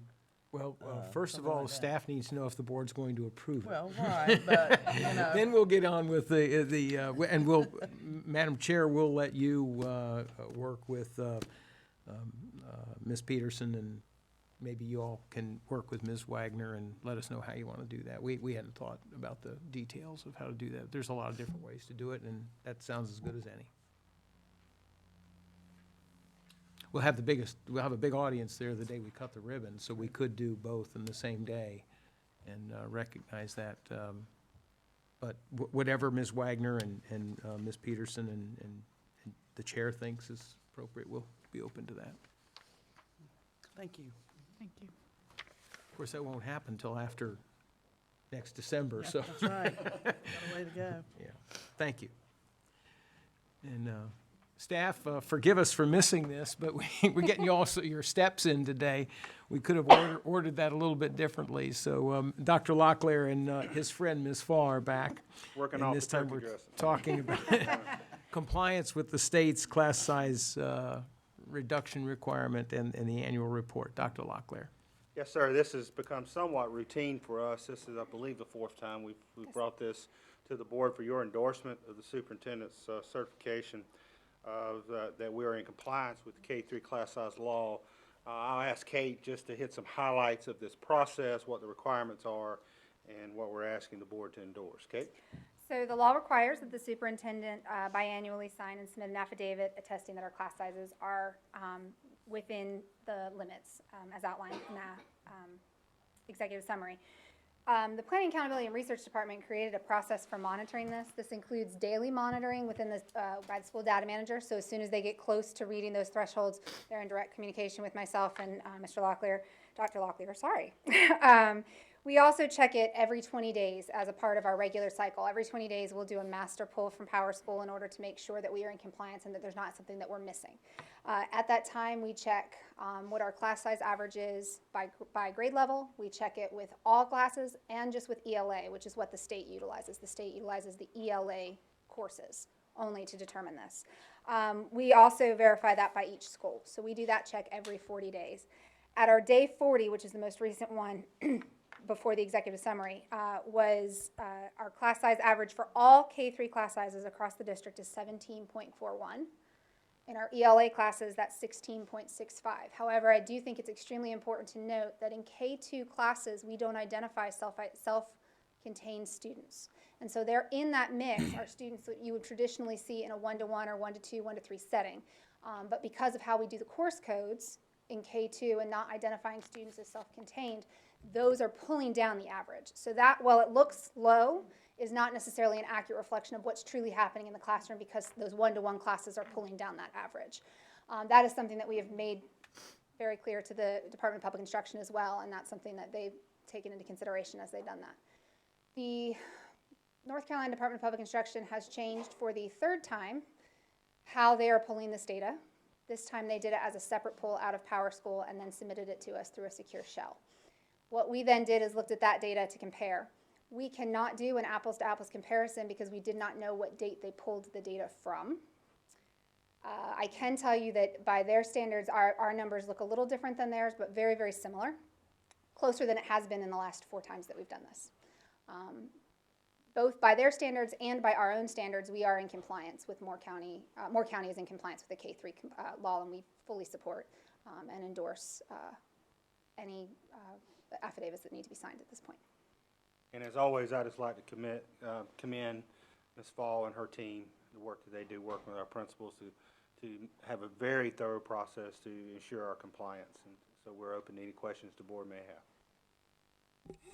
Have we had to, excuse me, have we had to shift any teachers because of enrollments or open new classrooms or anything like that with the new report? We have not had to do that since we opened school. Okay. We do monitor this, as the board is aware, from really late spring through the Right. summer. And there are times that we've had to allot an additional teacher, to push an additional teacher to the school so they can stay in compliance with this. We, as Ms. Fall noted, we monitor this every 20 days, and it might be that a school goes over their state mandated cap, and we have to look at how do we allot an additional teacher at mid-year. And so the principal and myself work together on looking at what's the least disruptive way to do that. Sometimes it's more disruptive to split kids halfway through the year. So we look at how we can team teach, how we can use that additional teacher, and that sort of thing to have it the least disruptive to kids. But we do have to do that from time to time. How does the kindergarten enrollment look this year in comparison with what your predictions were? We were fairly close. There were a couple of schools, particularly the ones that were impacted by Big Deeds Creek, where we had underestimated. But we were fairly close. We use a 3-year average when we do projections, and we find that they're relatively close to where we need to be. Good. But I will say that I mean, one kid makes all the difference. Oh, yeah. So, Because they're not in a big room. right. And these are hard caps, they're not average, so as soon as you go 0.1 over the cap, you're out of compliance. So it's, we're required by law to then do something about it, so. Okay. We certainly appreciate the fact that you're good with numbers, I'm glad you think so. or at least you're good with working a computer program. There we go. Me too. What an awful lot of busy work to simply satisfy some folks in Raleigh, but And we we don't get appreciate the any fact ex- that you do it. And we don't get any extra funding for that mandate in terms of time it takes for staff to run these reports and compile the data. Is that correct? That is correct. So thank you for keeping us in compliance. Welcome. Thank you. Thank you all. I might note that we've been joined by our commissioner, Mr. Gregory. We appreciate you coming his on in wife. today. And his And lovely his- wife? And his wife there. Just like to wish the board and teachers, staff. Thank you very much. With your permission, Madam Chair? Dempsey? I'll bring Dr. Powers back. Again, I'm not sure how we missed that, but they are getting their steps in. Thank you, Dr. Powers. Out of state field trips. Yes, just two out-of-state field trips for your consideration this month. The first is from Pinecrest High School. They're requesting that qualifying DECA members at the State Career Development Conference be allowed to travel to Nashville, Tennessee for the National DECA Conference. And that conference and competition would take place April 27th through May 3rd of this spring. And the second trip is High Falls Elementary School. They're requesting that 5th grade students be allowed to travel to Washington, D.C. That trip would align with 5th grade social studies standards, and obviously they would take in the monuments and other areas of interest around the D.C. area, as many of our schools do. That trip, I'm sorry, is April 16th and 17th. So how many more county students are going to be in DC over the, In over the spring, early over- spring? Over about a 3-week period, quite a few, yeah. Yeah, I'm so impressed to Right, see yeah. the travels going on. For so many of these children, it's the first time they will have maybe even gotten on a charter bus. Definitely first time for being in Correct. Washington. And So to much be, to be learned. and we're very fortunate to be in proximity where we can easily do that with our kids, so, And in trip. talking with other boards, when we were at the state conference, I'm finding that more and more school districts are not doing field trips. And I'm so happy that we are able to still support that, because I think virtual field trips are one thing, but to be there and actually see action going on and see the historic monuments and the museums that are available to our students. And to participate in the band competitions, the music competitions, the theater competitions. I think that's a wonderful way to support our students. So thank you for the work.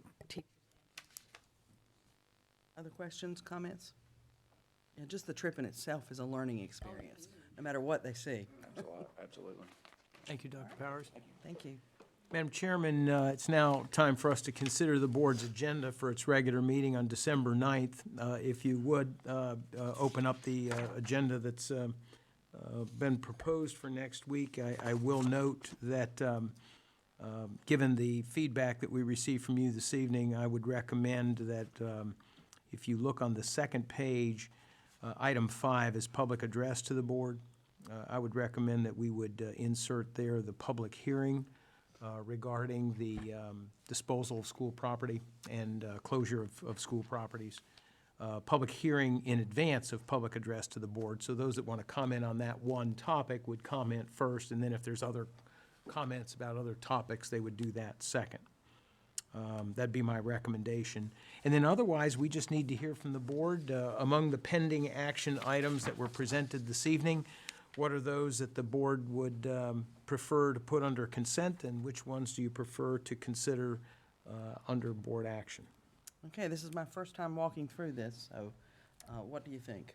So Madam Chair, Madam Chair, I would recommend item D, 4D, which is resolution to close schools and authorize sale of surplus property.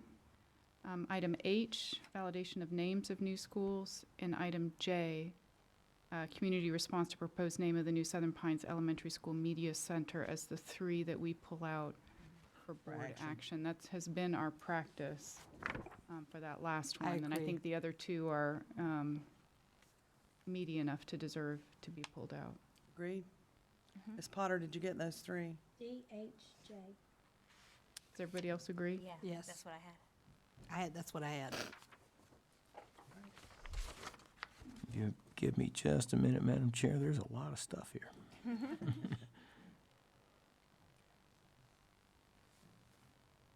All right, thank you. All right, on to reports, information, and discussion. Yes, ma'am. Is your desire to continue? Everyone okay? No, let's Okay. roll it. All right, at this time, Madam Chair, the next two items are a continuation of our rolling updates of school district progress under the strategic plan. Domain 3, employee culture and capacity. She needs no introduction. Dr. Alpenfels is present. She'll be followed by Ms. Murphy, Catherine Murphy, who'll give us an update on Domain 4, parent community engagement. I will note that Domain 5, productive and efficient school operations, will be presented in January by Mr. Cox and Mr. Barath. With no further ado, Dr. Alpenfels, item 5A. Chairwoman Carter, board members, Dr. Grimacy. We may be able to skip a few slides because I think Dr. Grimacy just covered them. But I appreciate the opportunity to provide an update to our strategic plan, which is genuinely a roadmap to our work as a school district.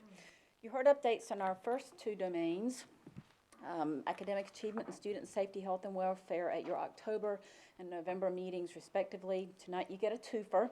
I'll provide an update on the third domain, employee culture and capacity, and in a few moments, Director for Communications, Catherine Murphy, will provide an update on parent and community engagement. Domain 3 considers work being accomplished largely by the academics and student support team, and I'm grateful to Dr. Tim Locklear for his input into today's presentation. Under the third domain of employee culture and capacity, there are three objectives focused generally on employee working conditions, the creation of an equitable and fair workforce, and making the most of the effectiveness and quality of our human resources as an organization. We'll take a look at each of these. Working conditions are critical both to recruitment and retention of employees. On the recruitment side, among the top reasons new teachers say they come to work for Moore County Schools is the encouragement of a current employee and or family members who work for the school district. We also gain teachers who attended school here. None of these recruitment efforts would gain traction if our current employees were not satisfied with their working conditions. On the retention side, without a positive work culture, people often see no reason to stay, and they can easily find work elsewhere. These are the reasons we, led by our superintendent, focus on working conditions. We delve into the results of the North Carolina teacher working conditions every other year, and principals are expected to address any areas of concern. Conversations about these concerns are incorporated into our school leaders' evaluation processes, and we include conversations about the results from our locally developed classified working conditions survey concurrently. Additionally, each principal administers dipstick surveys to monitor progress for areas of concern each year. Our academics and student support team continue their leadership development for cohorts of assistant principals and teachers who aspire to administrative roles. 3 assistant principals who were involved in the School Leadership Academy cohort are currently serving as principals. Understanding how important professional development is for new teachers to the profession and to our district, the C&I team continues to refine new teacher induction annually, making improvements and refinements based on feedback from attendees. The curriculum and instruction team provided a more robust web presence of what we offer in terms of beginning teacher support. A part-time position was added to the curriculum and instruction team focused on beginning teacher support. Principals and supervisors are expected to understand the turnover associated with their schools and departments, and discussions about turnover are incorporated into their respective evaluation processes. As reflected in the most recent data available from the North Carolina Department of Public Instruction's State of the Teaching Profession, Moore County Schools' local LEA, Local Education Agency turnover rate, as reported on the school report card for 2018-19, is 15.27%, down from 16.59% in 2017-18. The turnover rate for 16-17 was 14.91. We continue to examine the details of teacher working conditions to positively influence those factors within our control. Each year, we report to the state on our district's teacher turnover. The report includes the particular reasons teachers leave, and our principals are responsible for being able to describe each instance of turnover. You'll notice here on the chart I've included the last 3 years of teacher turnover, and below the total percentages are the breakdowns by ethnicity, because we also continue to keep our eye on the diverse nature of our workforce and the importance of maintaining a diverse workforce. Locally, we also analyze the turnover of classified employees, and here are the data provided similarly to that on the previous slide for teachers. Dr. Alpenfeld? Yes. It would be interesting to see the percentage of employees per breakdown. Yes. Because in noting the, And I can provide that to you. It's a little much for a slide, but I can certainly get that information back to the you. increase there in the, the increase there in the black turnover numbers there for over the last year is very significant, and yet I know that because our numbers of African-American employees are much lower, it doesn't take but 2 or 3 to make that much difference. That And is that's why correct. it would be interesting to see the breakdown of employees by these categories. I'm happy to provide that. We have it readily available. Thanks. Thank you. Your turnover includes retirees? People who retire from the system? Is that, they're Yes. included in this figure? Yes, people Okay. who leave, and for whatever reason. I will Yeah, add, And that's an example of turnover that really is out of our control. It's out of your control. I'm sorry, Dr. but I Grimsley. would add, it also includes military spouses. We really embrace the employment of military spouses.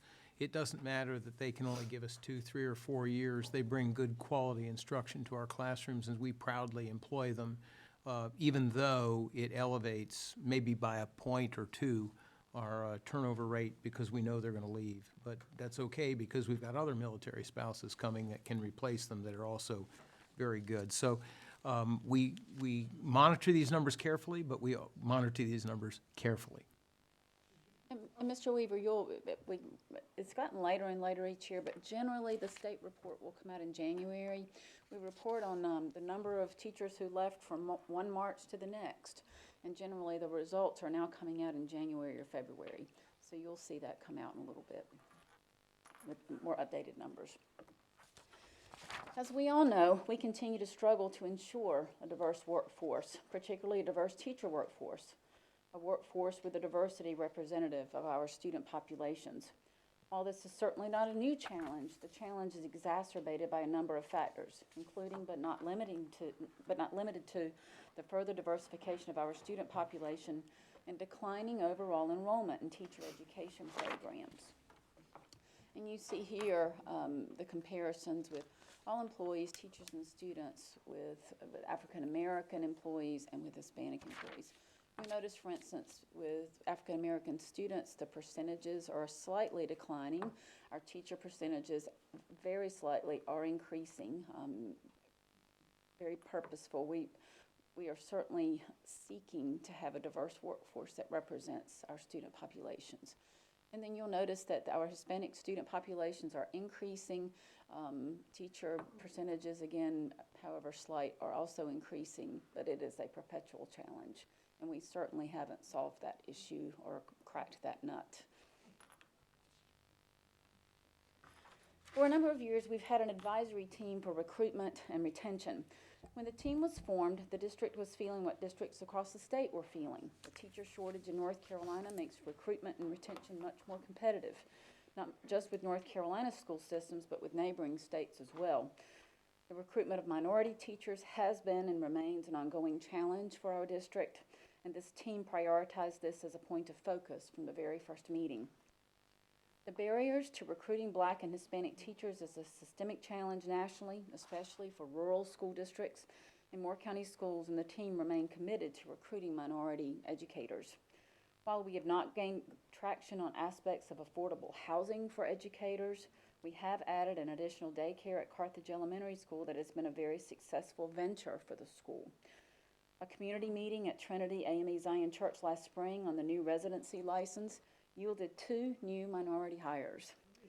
Seeing little to no impact from face-to-face recruiting at job fairs, we're beginning work on alternative recruitment strategies to maximize our very limited recruiting budget, including a social media campaign to begin in February that is being conducted in conjunction with Catherine Murphy and Laura May in communications, and we're so grateful for their help. We continue to have 5 teacher assistants in the state-funded Teacher Assistant Tuition Reimbursement Program, and we will be participating in a statewide marketing effort tagged Teach NC, which is just now getting off the ground. As an outgrowth of an interaction at a meeting of personnel administrators earlier this fall, I will be attending an invitation-only summit on minority teacher recruitment and retention next week. My hope is to discover other avenues to tackle the challenges of recruiting diversity among our teaching staff. Drs. Locklear and Metcalf have been involved in meetings about an exciting new associate's degree program at Sandhills Community College, slated to begin in the 2020-2021 school year, where students earn an associate's degree in education, facilitating their transfer into 4-year teacher education programs. Looking down the road, we hope to encourage completion of this program with financial support, tying this support to participants' return to teach in Moore County schools. And the research will tell you that growing your own is one of your very best recruitment strategies. As we all know, the quality of the education we can provide our students is wholly contingent on the quality of the adults we employ to work with them. And this quality is not just critical for teachers, it's critical for all categories of employees. We will continue our advocacy for our classified employees. Work continues to advance the proposed salary structure from last year into the 2020-2021 budget process. As board members know, we're using an online system to ensure that employees are aware of significant policies that require their ongoing attention. Despite the technical challenges, the system is helping us accomplish this task in a user-friendly way. And finally, senior staff members are engaged in ongoing work to ensure that employees are evaluated with fidelity, that job descriptions are up to date and accurate, and that standard operating procedures are in place for critical central office roles. And I am happy to answer any questions that you may have. I did have one question back on slide 7 regarding the classified employee turnover. Yes. What do you attribute the higher turnover for this past year in classified employees? I think the breakdown in the categories will help answer that question. We have, the category that comes to mind is just the most concerning because of the number are transportation mechanics. It's not just about salary in that regard. Some of it is working conditions and that expectation of working from sun up to sundown. And certainly Dr. Dale Bowie in overseeing transportation now is working very hard in that effort. It's not all about money. It is often about money.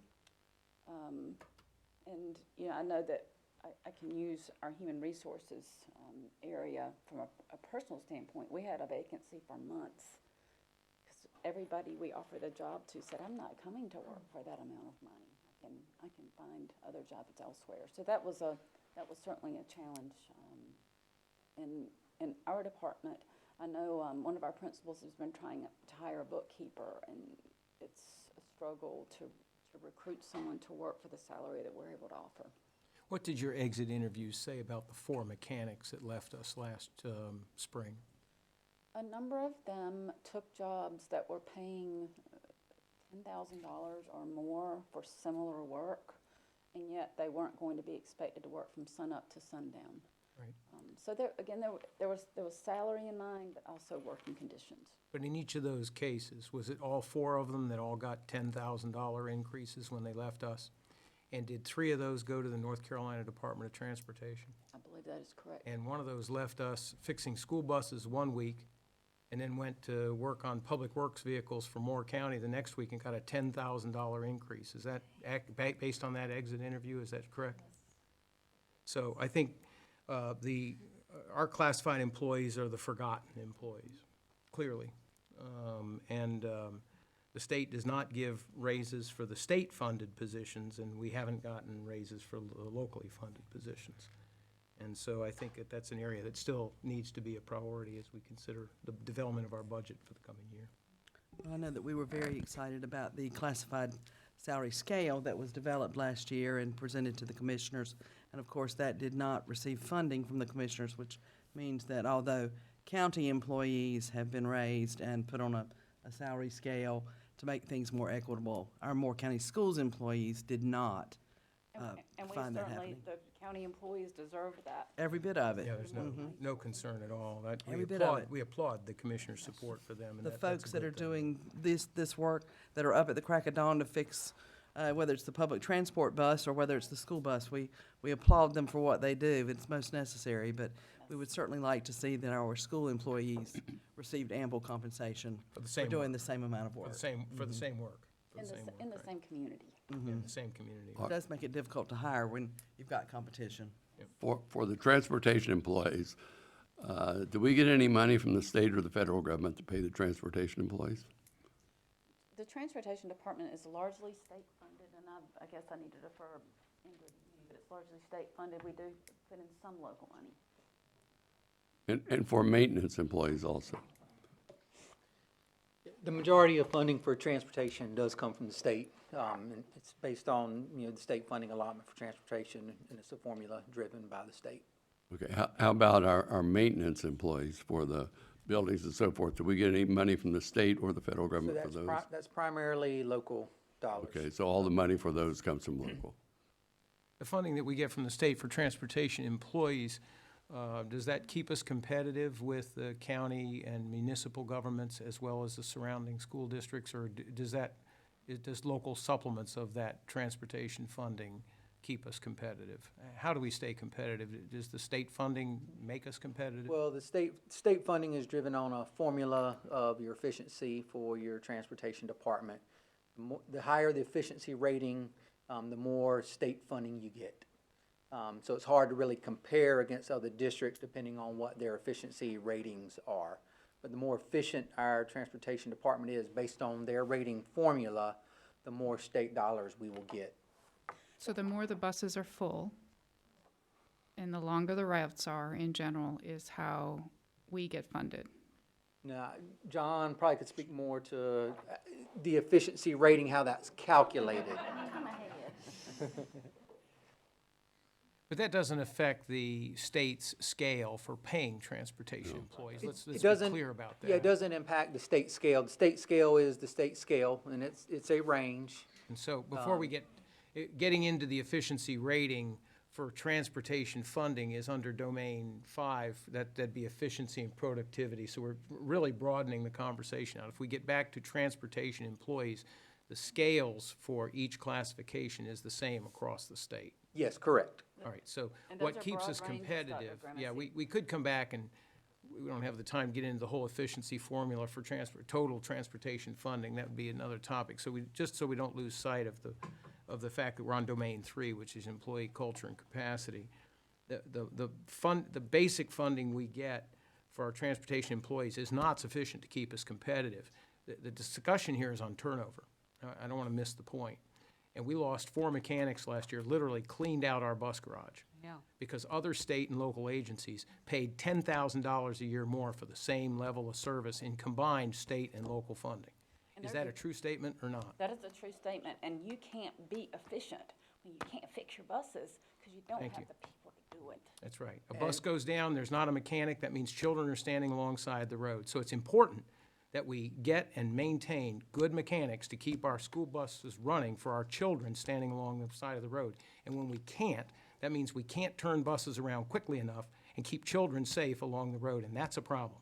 And that's what we hope we can have a conversation about as we develop our budget for the coming year, just as we attempted to do last year. Would like to point out that even with 100% funding, according to the state formula, it will not support the pay to be equitable with all the mechanics. Okay, what does that Say statement that mean? again? It's exactly what you just said. Equitable with what? Equitable against DOT, And other agencies? Comparative. other agencies. It would not be equitable with us. And certainly not with the private sector. Definitely nowhere close to that. Close to say we're in last place, or, we're not among the leaders, are we? No, we're not. Right. I mean, state passed a bill minimum salary for all state agencies of $15 an hour for their employees, and most of our employees are less than $15 an hour. Because public schools were excluded from that. Yes, public schools were excluded from that. It was just the state agencies themselves. And public schools aren't technically considered a state agency. Mr. Dennison, it sounds like we might want to think about our legislative priorities and making sure that we talk again about this Beat you to the issue. punch, I'm already working on it. All right, I'll have thank you, Mr. report Dennison. On what we proposed, what we wanted to do last year and what we were able to accomplish. And I'll have that for you in January. Sounds great.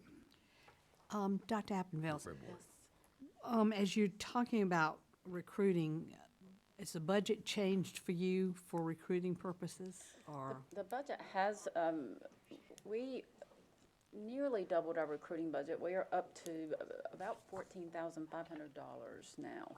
That is all federal funding. And again, we're looking at trying to use that money differently. I am just not seeing a return on investment from Right. the expense of traveling to job fairs. So we're going to try something different. The recruitment and retention advisory team is excited about it. You know, if it doesn't work, we'll do something else, but we don't know until we try. Most colleges and universities have, at least in schools of education, they're trying to have recruitment for people who are coming into education. How are we making connections with those people? When you say job fairs, like. No, with not job education? fairs, Okay. but they have recruitment people in the schools of education that recruit people to come into the schools of education, to be education majors. And in turn, are we connecting with those people to show that what we have available and jobs that are out there, that, and to be able to talk to some of their candidates or anything? Yeah, that's a very good question that has not come up. Zoe Locklear does attend our regional personnel administrators meetings on a regular basis. And I can certainly connect with her on that question, because UNC Pembroke is our state institution that services Right. this region.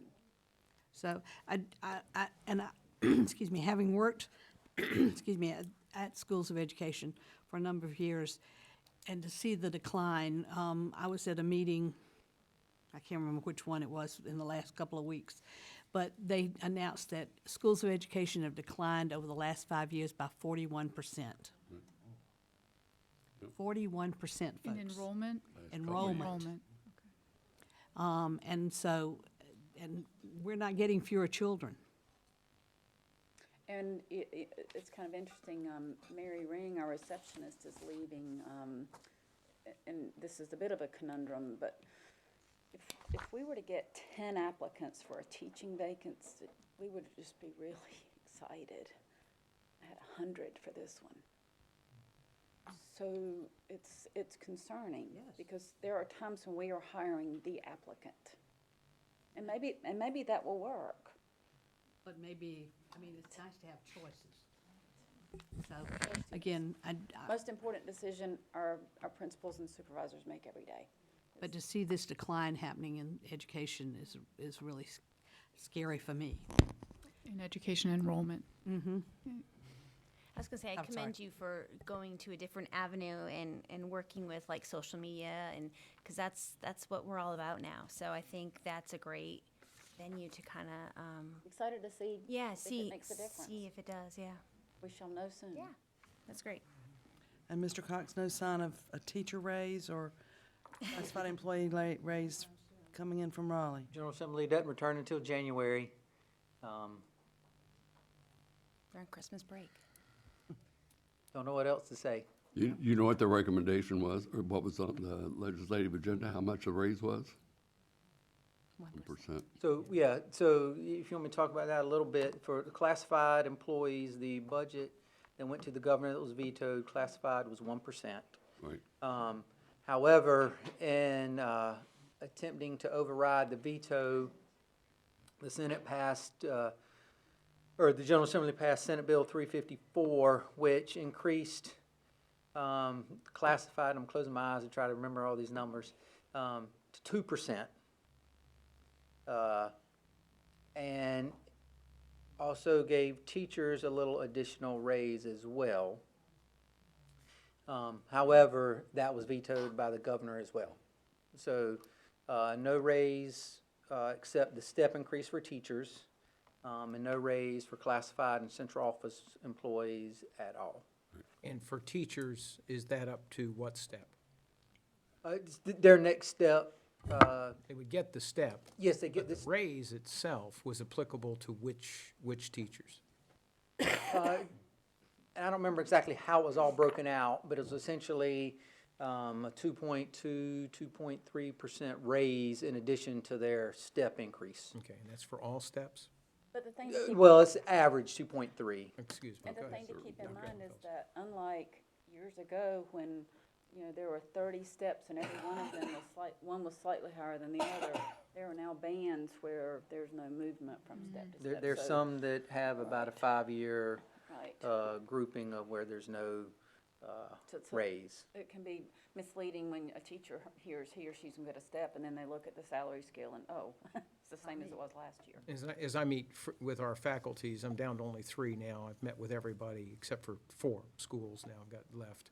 And this is a common theme that they're all reminding me of, is that, you talk about the state teacher salary increase, but for those of us over 15 years, we're not all seeing that increase.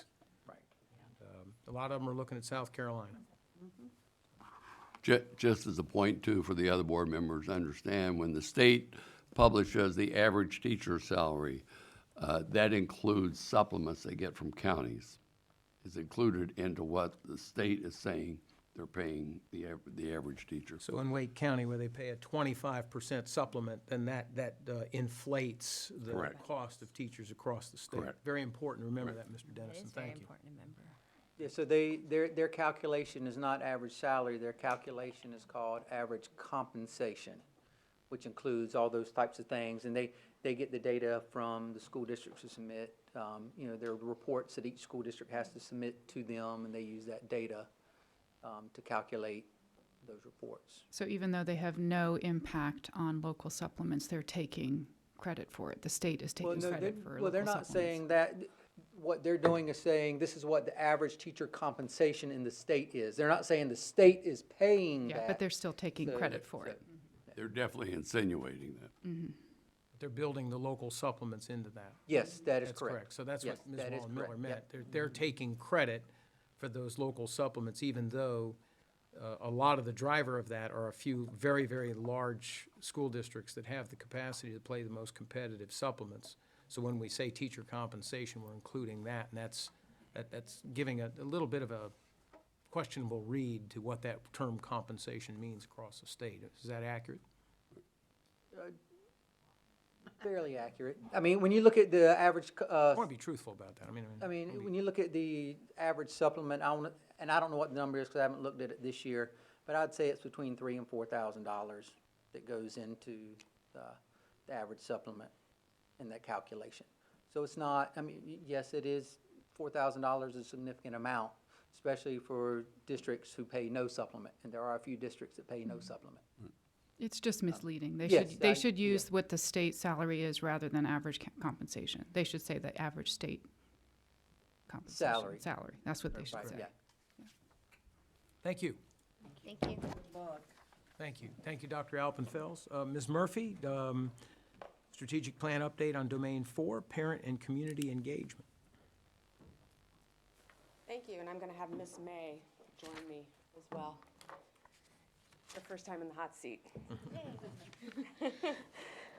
Congratulations, Ms. Carter, on your appointment as chair, and thank you all for having me here today to talk about Domain 4, parent and community engagement.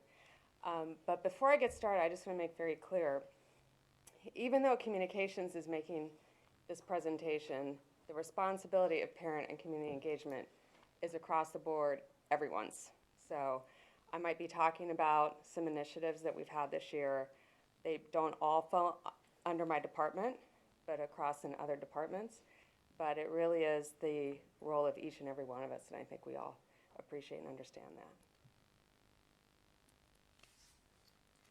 So just to review our objectives within the domain, we have objective 1 is that the district will effectively engage families and community organizations to support the academic growth and social emotional development of all students.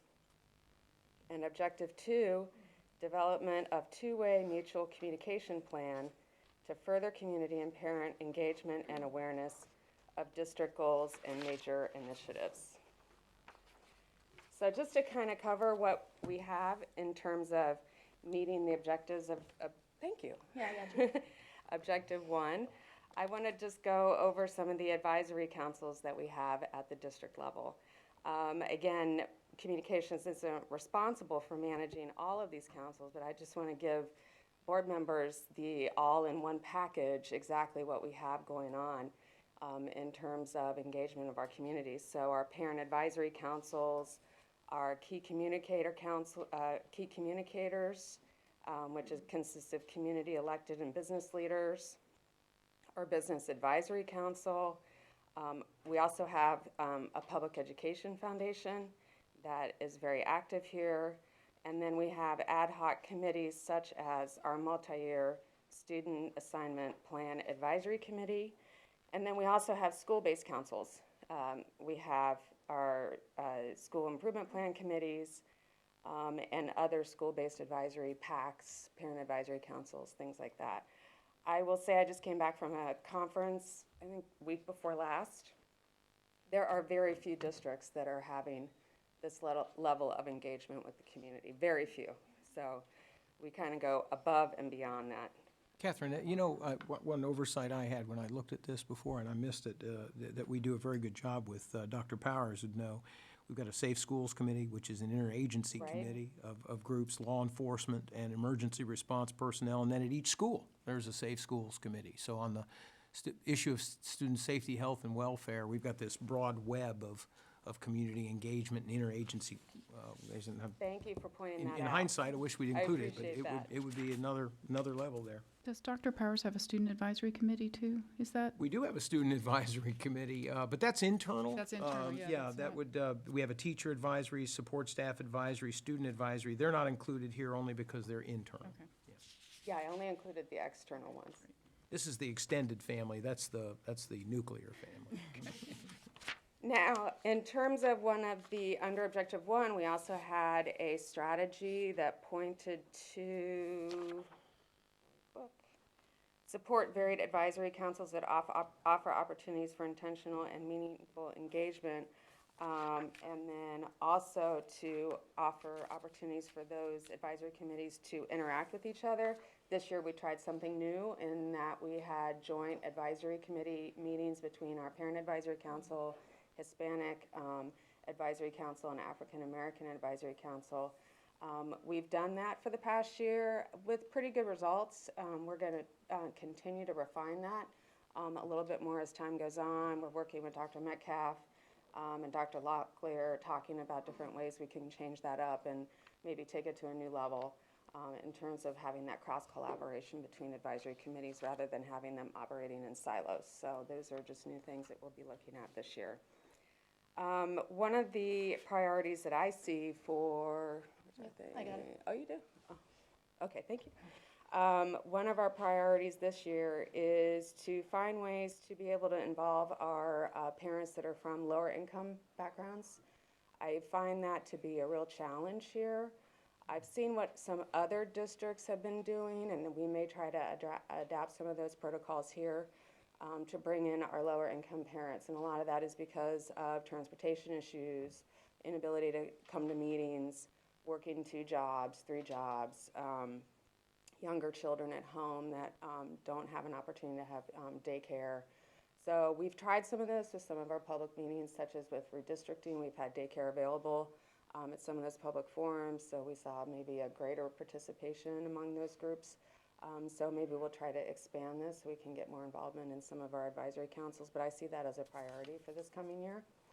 I also want to further position our schools as more of a hub of the community, where the local surrounding communities can see that as more of a focus for being able to engage one-on-one rather than just on social media, have those opportunities to have face-to-face engagement.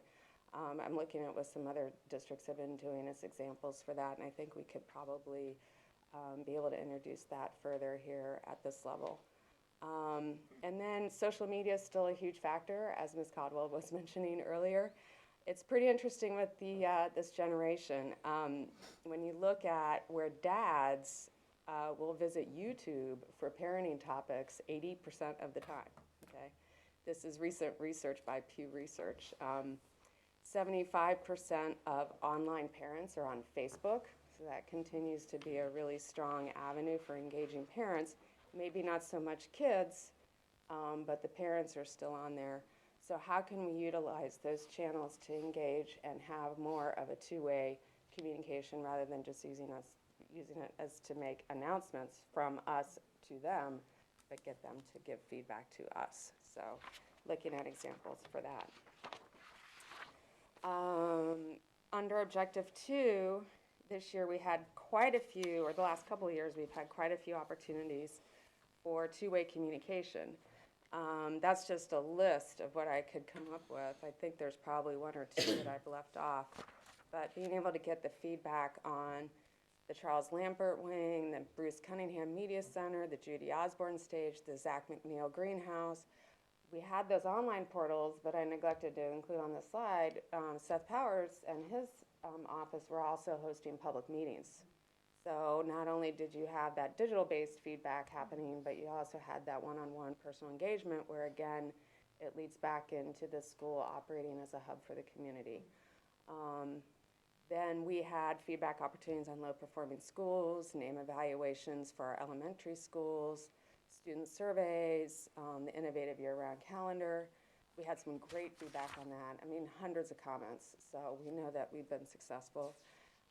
We used our online platforms for selecting the name of McDeeds Creek, the mascot, and the colors. So that was a real good opportunity to have that engagement. And then we also had 2 rounds of the student assignment plan for McDeeds. So that was a real warm-up and a test for what we were about to do the following year, which was last year, which was the county-wide multi-year student assignment plan. So again, that engagement did not all happen from this department, but it took a village to make that happen. Having the informational forums, the one-on-one engagement, again, those public forums were happening at the schools, bringing our parents onto our campuses, making those schools the hub of the community, providing opportunities for the public hearings, and then the online portals. I know from talking to other districts that very, very few other districts go above and beyond, like what we did with that redistricting plan. And certainly we weren't required to. So I find it really impactful that we were able to make that happen and have that year-long process and be able to hold all of these different activities. It just goes to show the board's commitment to transparency and to making sure that we secure that community involvement, which is really important. So there is one other on that slide.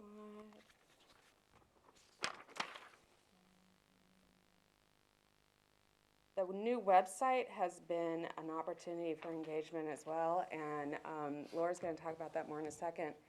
But particularly with the redistricting plan, being able to offer that online tool where parents could go, look up their address, get FAQs, look at all the different iterations of the plan. Sometimes it took a little bit to get certain documents up and running correctly because of the limitations, but we also did a website conversion in the middle of all this. Perfect timing. But I feel like it was very successful that we were able to have all the videos of the community forums, all of the information available at one location, and I think that was well trafficked and came in really handy for our advocates and our community leaders and our board members when they were out talking with parents and answering questions from the community about how the redistricting plan was going to impact them. So we thought that was helpful. And then transitioning to the website, I will let Ms. May. Yeah, so as we moved to the new website, we also moved to a new district-wide communication system called Communicate. And this system has been great because it speaks well with Power School. It every night updates with the most up-to-date information from Power School. So keeping those phone numbers up to date for students and making sure that we're communicating effectively with parents. And right now, our transportation department is working with updating Power School to have all of the correct bus numbers connected to the students that ride buses. And pretty soon, we hope that then transportation will be able to make those calls to families when buses are being switched out or changes to their students' busing. It takes out the middleman of the principal having to make that call, and it also will identify the specific students that need to know that information, so not everybody's getting a call that such and such bus isn't working, that just the students on that bus will get that call.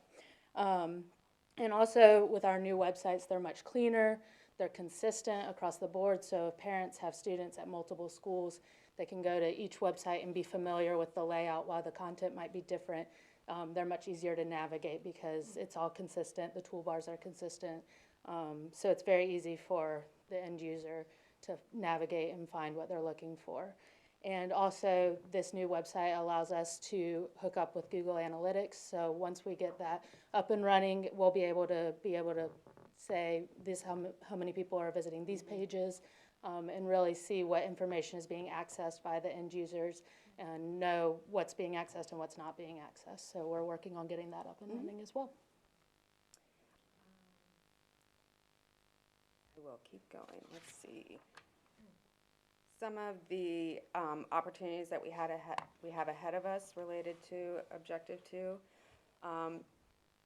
And part of that is really being able to communicate more effectively and engage the community on major initiatives by the district. And one of those is Dr. Alpenfeld's already mentioned was recruitment.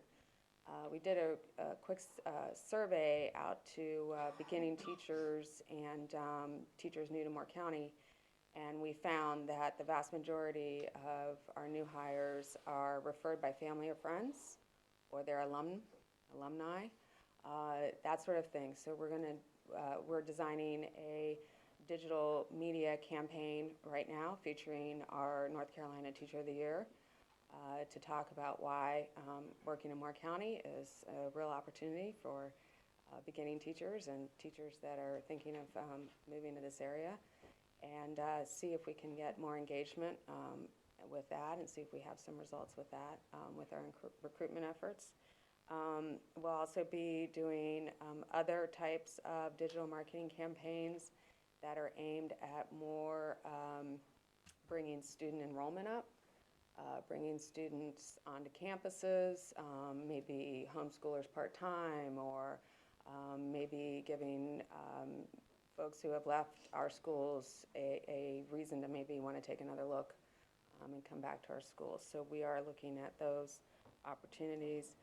We're continuing to refine our app, which has been also converted during the website process, so we are continuing to look at ways we can use our app to engage our community in two-way communication with us through the app.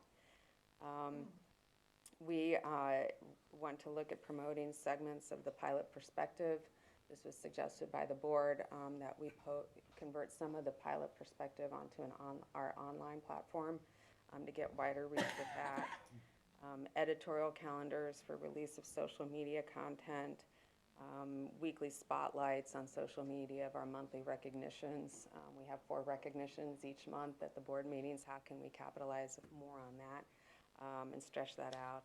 Greater use of video, we have found with a lot of the research that public relations professionals that working within the schools are seeing now is video is really, really key. And video meaning 15 seconds. 15, 20-second videos to try to engage people.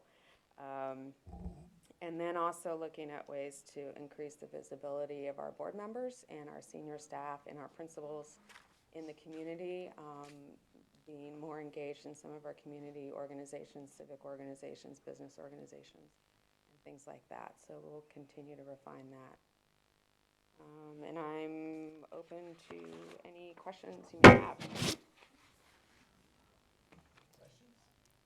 I actually had a comment, going back to the live feeds. I think that's a great idea.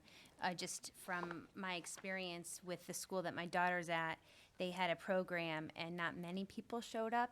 It is a lower income school, but she had it on live feed and there was like over 500 people watching it. So the difference between people showing up and people watching it was huge. So I think that's a great avenue that you're pursuing. So maybe expand that beyond just board meetings, doing the live feeds? Yeah. I mean, that's kind of what they did. So it worked out great. Oh, interesting. Okay, That's an example of a school-based solution. good. Yeah. Something they did without any direction. And it worked.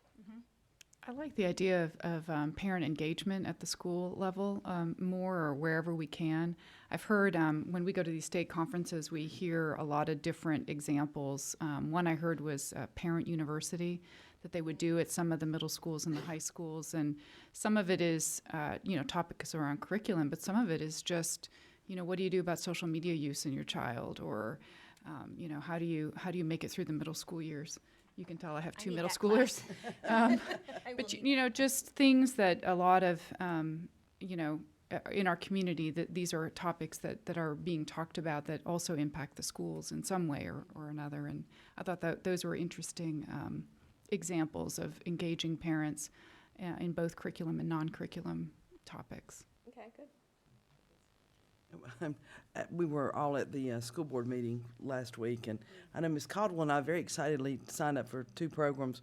I was going to one on marketing your schools and increasing communication, and Ms. Caldwell went to one on parent communication and increasing this within your schools, and their only suggestion was establishing PTAs in all your schools. And we walked out thinking, wow, they're missing the boat. That maybe Moore County needed to be there making this presentation, because that was their solution to getting people of all diverse people involved in the schools. And of course, I know we already have PTAs within our schools, and they're very active. They make lots of things happen. Right. I was reading over the things that you already do, and I know we get the parents get the Connect Ed messages and whatnot. I know it's not called Connect Ed anymore, but you know what I mean. Communicate. Do the schools send out and parents kind of have to be fed information periodically? Like they like to go on Power School and know what their child made on their test.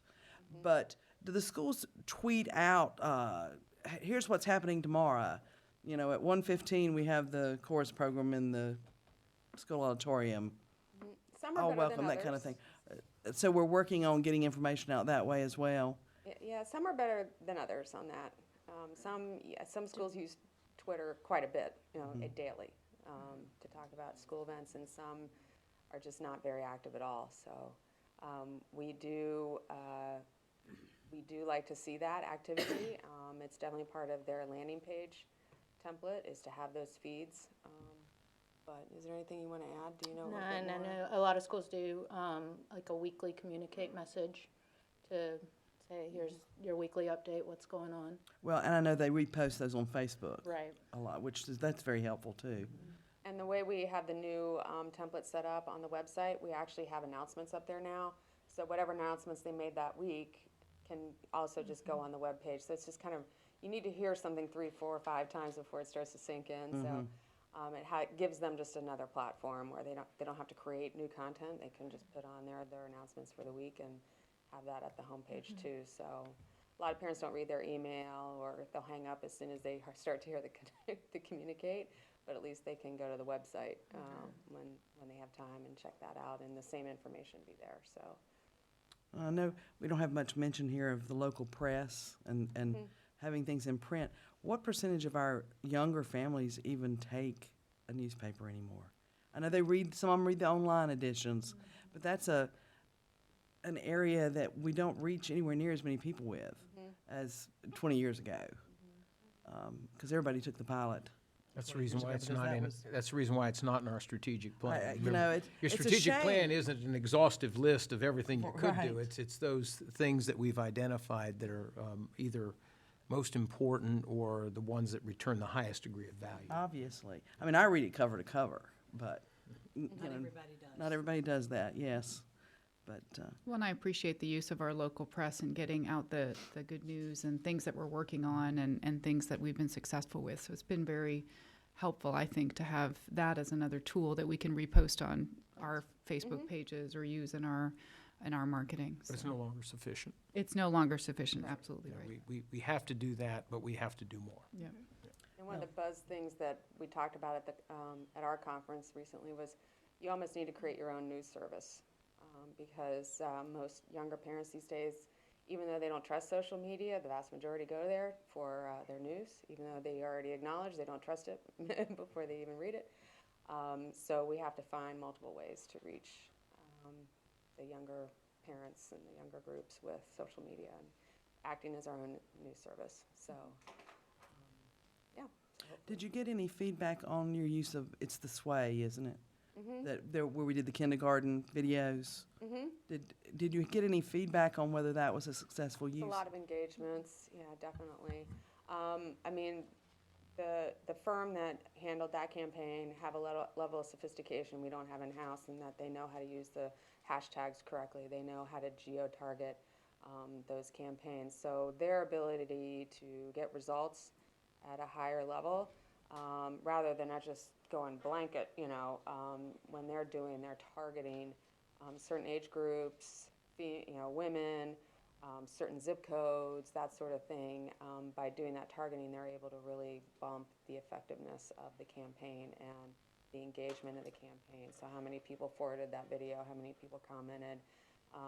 They can even track you if you click on the story. They can grab your IP address and track you to the point where you walk into the school. It's really kind of Scary. very new. But we didn't ask for that. We didn't do that.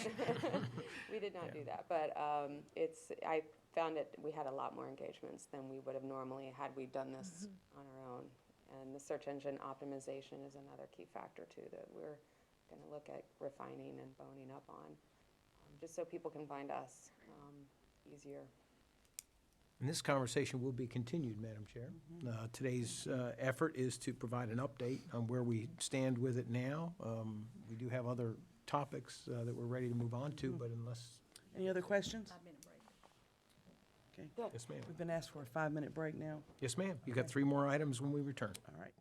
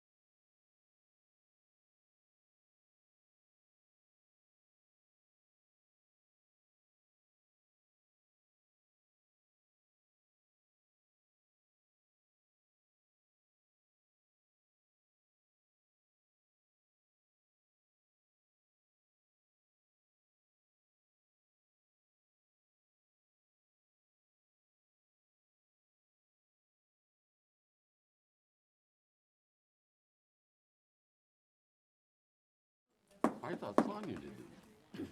Hey, let me go ahead and call us back into session.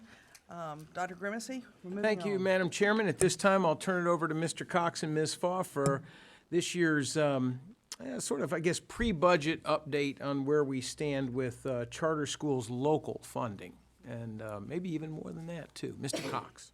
All right, thank you, Dr. Kimmersey, Madam Chair, other members of the board. I'm going to talk a little bit about the budget impact, financial impact, and Ms. Fall talk more about the demographics of the students. Thankful for her help in pulling all that data together. And Dr. Locklear is our support. You see how well he's supporting us right now. That's right. He'll be back shortly. So, as you're well aware, charter schools have to receive local revenue from the district in which students are enrolled. That's by law, and also in law, it states that we have to give the charter schools a per pupil share of the amount of monies that we get from the county, as well as the fines and forfeitures that we get, and that also comes from the counties.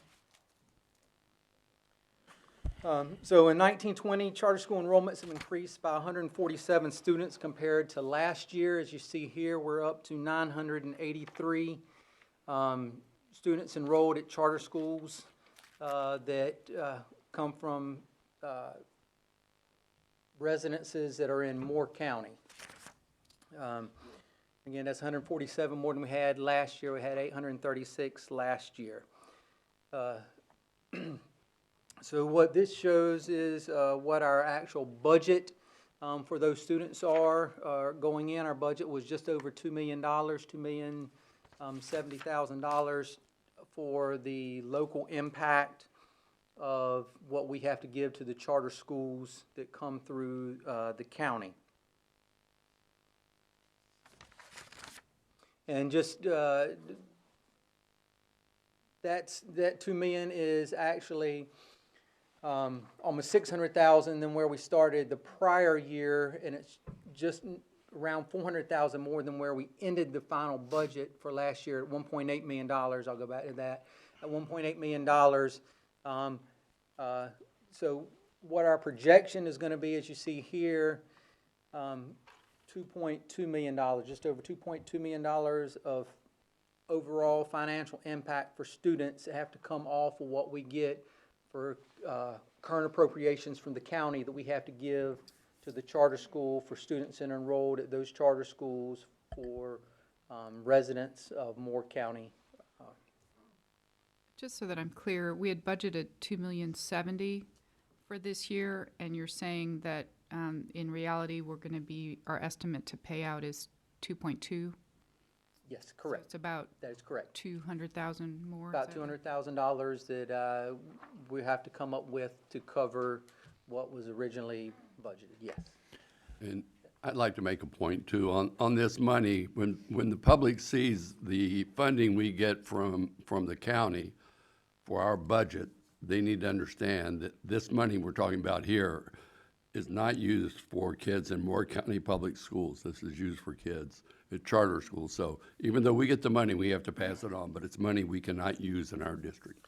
That is correct. And I'll touch on that. Well, I'll go ahead and touch on it now. Of the additional $850,000 that the county gave us this year, we budgeted $249,000 of that for the new charter growth. Portion of that 147 students that are at the charters this year that were not last year. That'll be made clear as you go forward. It's in the slides, subsequent slides. Right. So what this slide shows in aggregate, what I mean by aggregate is what the total amount that we're going to pay this year for students. This is for students that have never attended Moore County schools that are at the charter schools that we are paying for now. Out of the 983 students, 555 of those students never attended a Moore County school. But yet, by law, we're responsible to pay the charter school a per pupil share of county money that we receive from the county for that. So the overall impact of that this year is almost $1.3 million. Compared to last year, there were 465 non-Moore County, Moore County students that had never attended Moore County schools. So they live in Moore County, but either homeschool, private school, or some other type of schooling, but they never attended a public school in Moore County. And that was just over $1 million impact. So for this year, out of the 147 new students, 90 of those students are students that had never previously attended a Moore County school. So the new impact this year is just over $206,000 that we have to pay to the charter schools. And before I go on, I just want to kind of bring that in perspective. So although we are having students,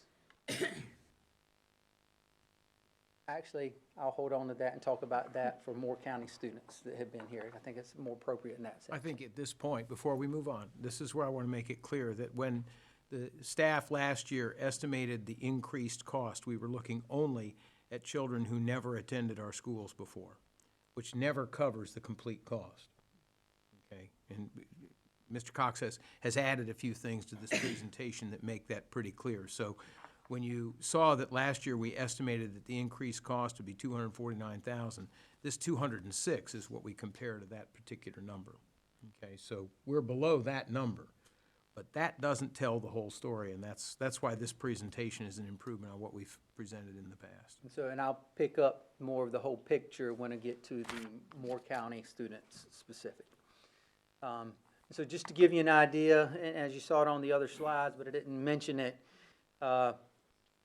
this is how the funding breaks down this year based on the money that the county gave us and factored in an estimate of fines and forfeitures that we put in the budget.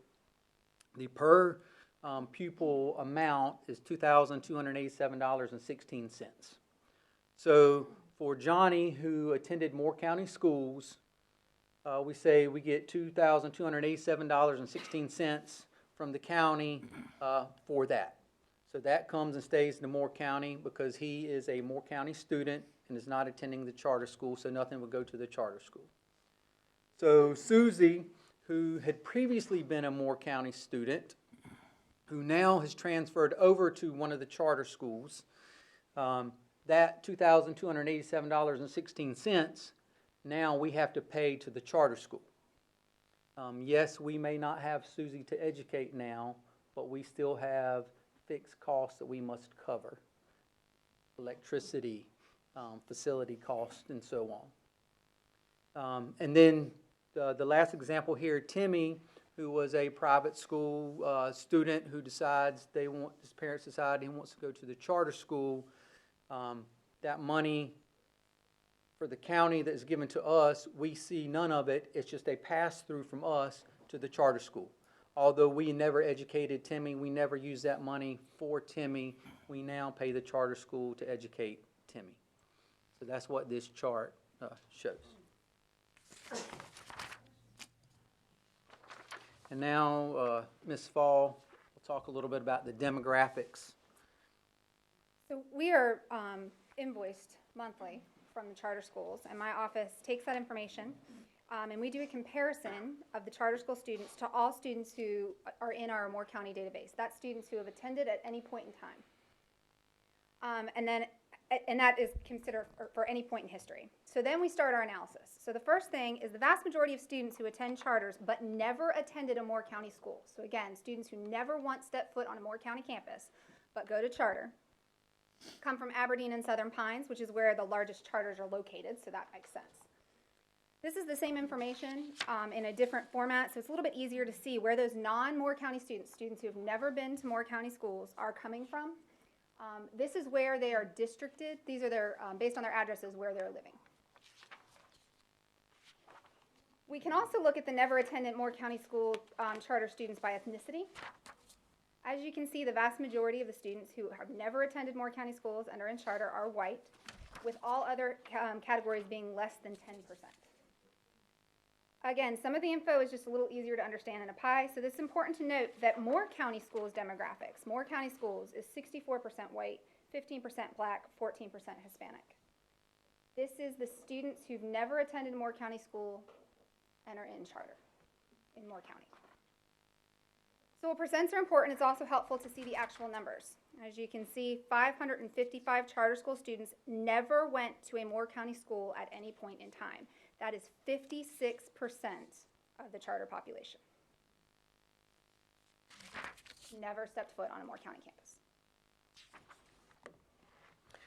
And now I'll talk a little bit about students that had previously attended Moore County schools that have transferred to charters. Out of that 983 total charter schools, we have 428 students that had previously attended a Moore County school and now are at a charter school. And the total budget impact for that is just under $1 million. And as Ms. Fall mentioned, 56% of those who are attending charters that we are paying for never attended a Moore County school. Compared last year, that impact was just over 800,000, and we're just under $1 million now.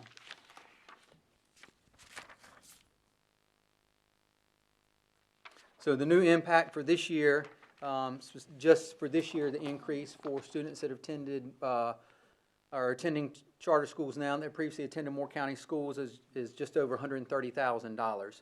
And as I talked about, the whole picture, and I mentioned it briefly previously, that $249,000 that we budgeted is only part of the picture. This $130,000 or more, depending on what it's going to end up being at the end of the year, we have to last year the money was appropriated from fund balance to cover the additional costs. This year we don't have the luxury of fund balance to use to cover this additional cost. So it's going to have to come from existing programs, existing local items to cover this additional cost that now we're having to pay for the additional charter schools or charter school students that we're having to cover. And again, as I mentioned, we have fixed costs that are in place that we don't cut because a student leaves Moore County schools and goes to a charter school. We still have to pay the electricity. We still have to pay maintenance. We still have to pay for the teacher because you have one student leave, you don't reduce a teacher because of that. So those are fixed costs that we still continue to pay and have to pay that we don't get to offset by, a charter school student leaving us.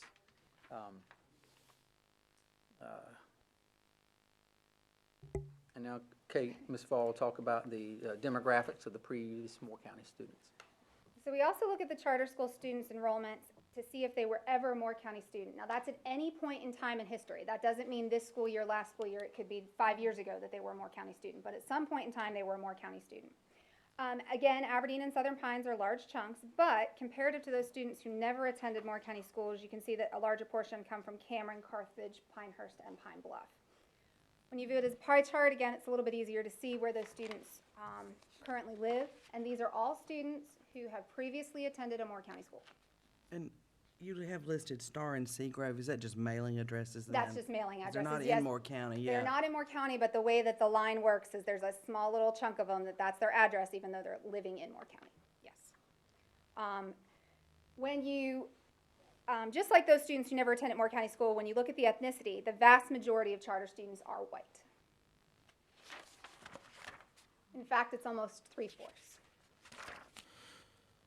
Of the charter school numbers, only 428 attended Moore County schools previously. This means that a majority of charter students have never set foot on a Moore County campus. And just in summary, charter school enrollment for Moore County continues to grow, and it's a significant impact to us again, and we don't foresee that trend changing. Happy to take any questions. Thank you. Lots of numbers out there. Are there questions? Yeah, I have one. I guess I just need a visual. So if you tell the county commissioners we need a certain amount of money because we have this many students, is that included, is the 555 included into that? Or you don't know that until the charters give it to you monthly? Does that make sense? In my head? I'm not sure. I'll give you an answer and see if that Okay. that answers what you're looking for. So when we go to the county, we estimate how many new charter students we're gonna have. Okay. Because, and Dr. Grimsey can probably elaborate a little more, the agreement, or what he has intended to do is ask the county for funding for the students that have never attended Moore County schools. So we try to estimate what that number will be to project our budget when we go to the commissioners to ask for additional funding. We do not know what that number is gonna be until we get the billing, which doesn't start until August. Okay. So we don't truly know how many students the charter schools have, how many students are non-Moore County students until at least August at that point. So, yeah, and we've gone to the commissioners in April with an estimated number to ask for that number or additional funding at that point. How come we couldn't ask the county when we get these kids, like this 555 that have never been to Moore County, how come we just can't bill them that? It's just not that simple? Well, there's no agreement to that effect, and so the way that the budget process is resolved at one time during the year. Right. So that would be a separate conversation between the two boards about having an ongoing budget process, not only for charter schools, but for other costs. And at this point, I would anticipate that, right now, we just want to get it right with the one time a year budget. Right, right. Well, I'm I do want to point out that when we've made those estimates, they've always been conservative, and they've always been below what actual has been. So that proves we've always been conservative. We've never sought to guess high to get money that we have to give back. We've always guessed low. It's always been below. But the process so far indicates that whatever the county manager estimates in January is what our revenue is gonna be, is that's pretty much it. And then we have to decide to take this 200,000 plus out of whatever that allocation is, give that to the charters first. We can't spend any money on our children until we first make sure we have money set aside for the charters, under the current rules of how we develop the budget. Well, and- So when we go to the county and ask, we'll say for $31 million, we know that we've got to take approximately 1.5 million off of that we can't use for our operations, because that's got to go to the charter school.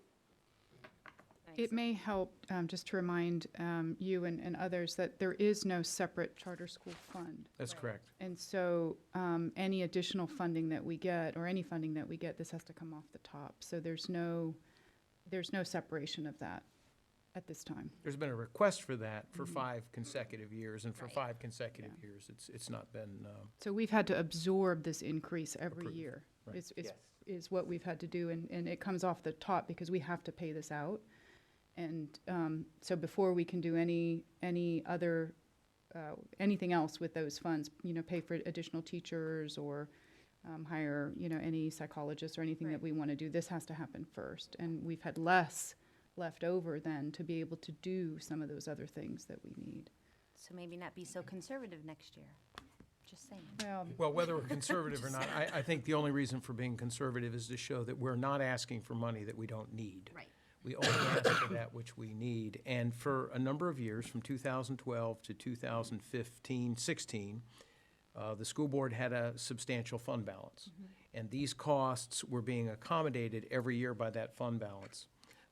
I inherited that as superintendent and knew immediately in that next 2 or 3 years, we put the brakes on that dependence on fund balance. There is no fund balance anymore. There is none. So now, when those costs go up, if we don't get additional funds to cover it, we must cut other areas. And it's important that the public know what we are cutting.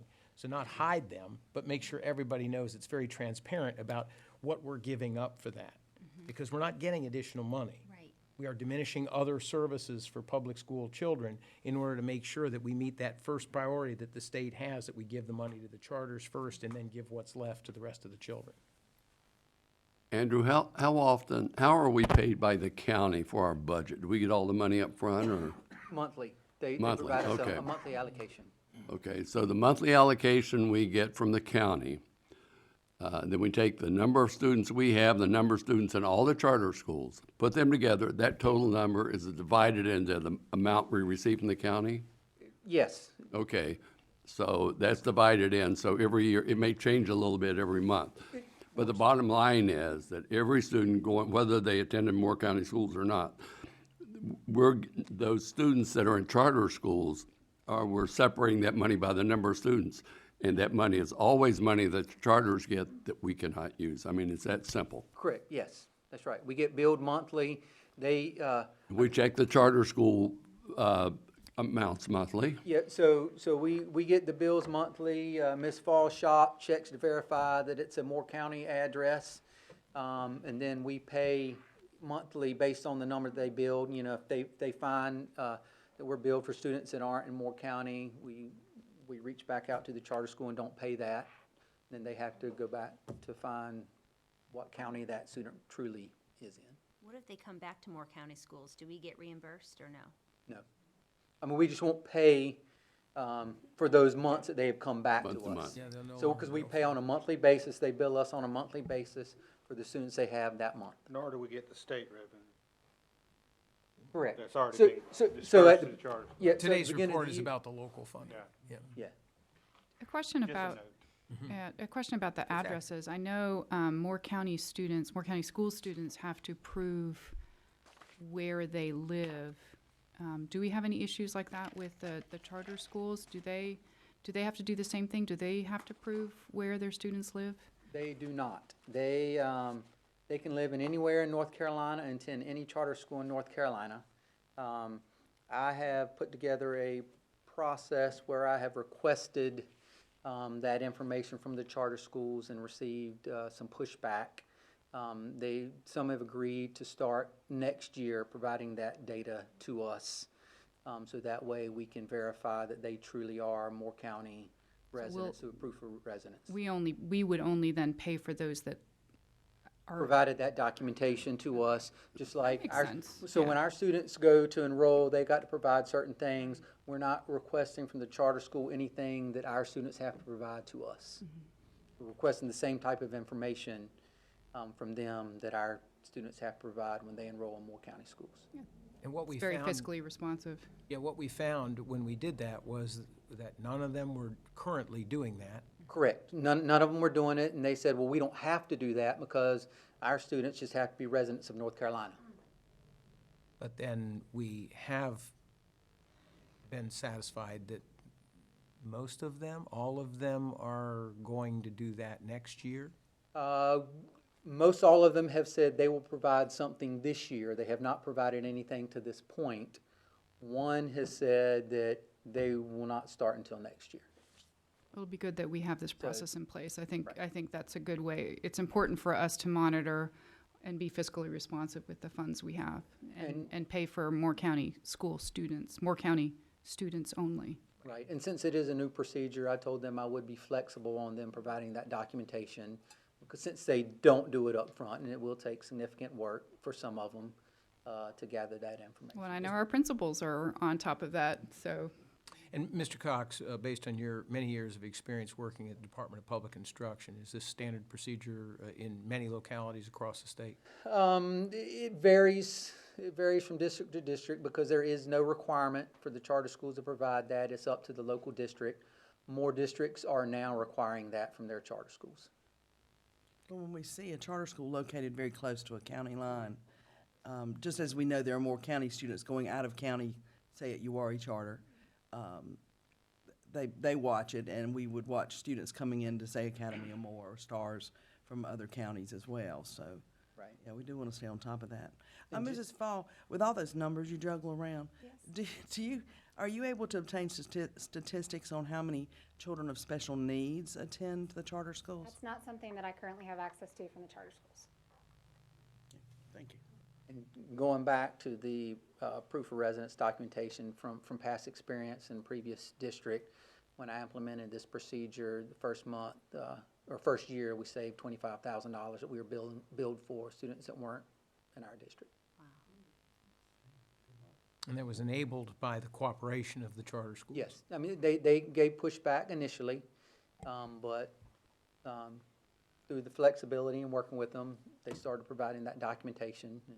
Well, if we have to go into fund balance to pay for all of this, I mean, I think we have to make sure that it's accurate. Yes, correct. Likewise, we might correct. find out we have to pay more money. Yeah, we might. We could, yes, You know, yeah. that- For all we know, I mean, we may find out that they've mislabeled some children in other counties as Moore County children. Right.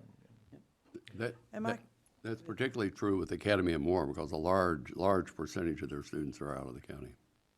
62%, I think, are in Moore County, last time I looked at it. We're not seeking to take advantage of anybody, we just want to make sure it's accurate. Right. That's- We want to that's pay all them what we're that's all looking supposed to for, is that legally pay it's them. accurate. That's correct. But am I correct in assuming that people who support the charter schools should be standing behind our budget requests as well? Because if our budget requests are met by the commissioners, then the charter schools benefit as well. Yes, the more money we get, the more money charters get. The more money flows through to charters, yes, correct. Benefits all Moore County Yes, children, benefits all irrespective Moore of whether they're in charters or public schools, that's correct. Correct, yes.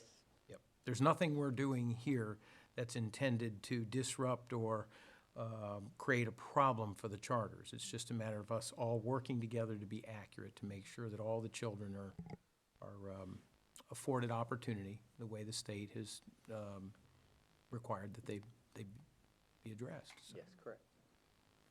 Board members, any other questions on this preliminary? This is probably the first of our many preliminary budget reports. Thank you.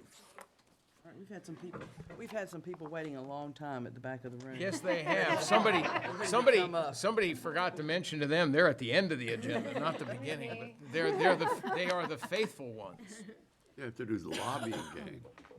Dr. Metcalf and our group of individuals that have been studying our assessment practices. Yes, good afternoon, Madam Chair, members of the board. Mrs. Carter, congratulations, and thank you very much for your service.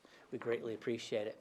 I do have some guests. These are members of our assessment fire team. With me is Dr. Renee Portfolio from Union Pines High School, Mr. Joseph Patterson from North Moore High School, of course, Kate Fall, you've got to know her this afternoon, and Jennifer Kearney from Pinecrest High School. We have two objectives today. One is to give you a final update on the outcomes of the October retest for ACT at Pinecrest High School. And then the second objective is to share the work that this team and others have been doing, the assessment fire team, and the outcomes of that work. And we're going to start with Pinecrest High School and Kate Fall. So we wanted to give you a final update on where we stood with the Pinecrest ACT retesting. We had 55 students that took testing during the summer. Some of those students chose to retest in October administration, some of them did not. On October 1st, which was the first date of our retest, we had 358 students, all in the gym or in accommodation rooms, taken care of. We had 30 students who tested with accommodations during that 2-week window between October 1st and October 15th. When you have an accommodation, depending on what the accommodation is, you have a longer window of time with which to get it complete. October 15th, we had 9 students complete makeup tests. So during the October administrations alone, we had 397 tests administered. That, combined with those 55 summer tests, will be used for accountability purposes. We estimate that our participation rate is at or above 95%. However, we have to wait for confirmation from the North Carolina Department of Public Instruction before we can say that for sure. They have to compare their list to our list and which kids moved out of the area and that sort of thing. So that's going to take a little while for us to do.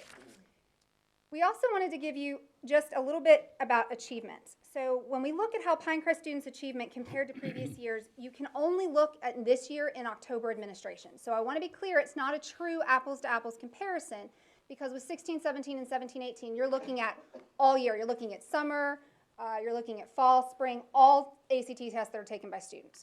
So we only have the October scores to go by. However, when you do look at these numbers do not include the summer tests that tested on their own. So that's about 50 kids who traditionally are the higher flyer students, are usually the ones that take it during the summer as well. So the full year comparison includes students who test over the summer throughout the year. What this does show, however, is that our students maintained a relative level of success.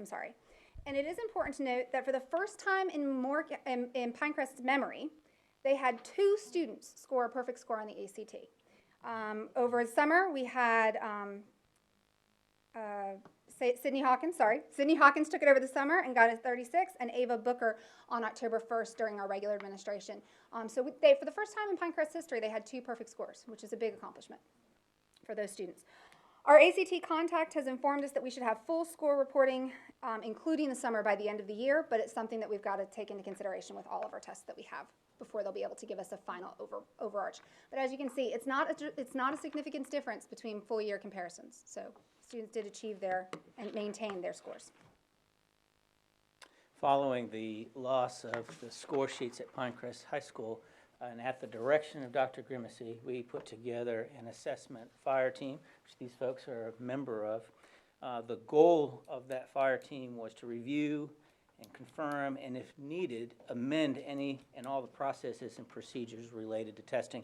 Really wanted to make sure that we had ensured consistency and security throughout all the schools, and the team worked very hard to do that process, and we want to share the outcomes from that. Here are some of the members. Before we do that, though, I did want to make sure we highlight those folks who participated. We met numerous times. Kate was a true slave driver in this, and worked us very hard. We had members from the district office, Tanya Del Conte, some CTE. We looked at some of the CTE assessments as well, so they were a part of the team, and then had representatives from each of the high schools, administrators, as well as the testing coordinators, counselors. Josh Newton supported the team as well, from the College Career Promise counselor. So it was a wide variety of input that came as a part of that team. So our team had three desired outcomes. Some of these were mandated and some of these came out of our own discussions. First, we wanted to provide detailed overview and timeline of all the things related to testing. We wanted to make sure that we knew exactly what needed to be happening, particularly with the third-party vendor tests. We did not consider EOC, EOGs, and NCFEs because we get very direct, very clear direction from the state already. We were more concerned with those tests where we don't have that same level of accountability. So instead, we focused on third-party assessments to ensure that we train, administer, and ensure security for all third-party vendor tests. Second, we wanted to provide a testing manual for the schools. We have a North Carolina Department of Public Instruction testing manual. We also have a Moore County testing manual that we submit to DPI. We wanted to make sure that we had one for the school level, specifically for those non-EOC, EOG tests. We needed a systematic manual for across schools to ensure that we have consistency from school to school and that security measures were in place. Finally, we were asked to review our testing methodologies to include online versus paper pencil and arena-style testing when, with all testers in a single room. So we considered all of those. Since we focused on third-party vendor tests, this is the tests that are not designed and administered by the North Carolina Department of Public Instruction. So we ended up focusing on 5 assessments. These are all assessments that the state requires, but they are not technically part of the state testing. So they're not EOCs, EOGs, or NCFEs. This included pre-ACT, ACT, ACT work keys, advanced placement or AP tests, and we also included CTE post-assessment and CTE credential tests. Technically, CTE post-assessments are NCDPI tests, but they have a totally different set of directions than the EOGs and EOCs, so we took this time to review the processes for them as well. So technically not a third-party vendor test.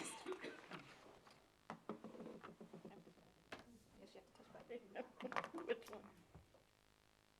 This one right here. This one? The end result from the 5 checklist, or wait a second. Ma'am? You're right. Okay. You're changing my windows. I'm sorry. The first thing our team did was we worked together. We did have different things going on in all different schools, all 3 schools. But we did find that we had some overlaps and we did need to work together to make sure that we had a common goal. Once we had an outline of the process, we reviewed the guidelines and the manuals for the individual test, and we agreed upon an appropriate timeline for each of these identified tasks. And then over the next few months, we tweaked. We talked about successes and failures and what worked well, and we did make changes to our process in order to ensure consistency, even though the policy manuals have a broad interpretation.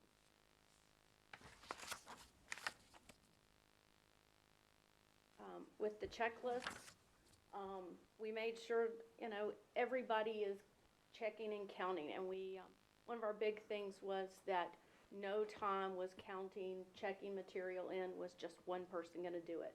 We wanted to make sure there were multiple people there signing off every time when we were getting supplies in from the ACT, for the pre-ACT. We always, just to speak for Pinecrest, it's always located in the same room, and it takes 2 keys to get in that room. So we were making sure that we were all counting and checking, and there were 2 people in there at all times. the checklist or so that we can keep up with the records and make sure that everything is accounted for.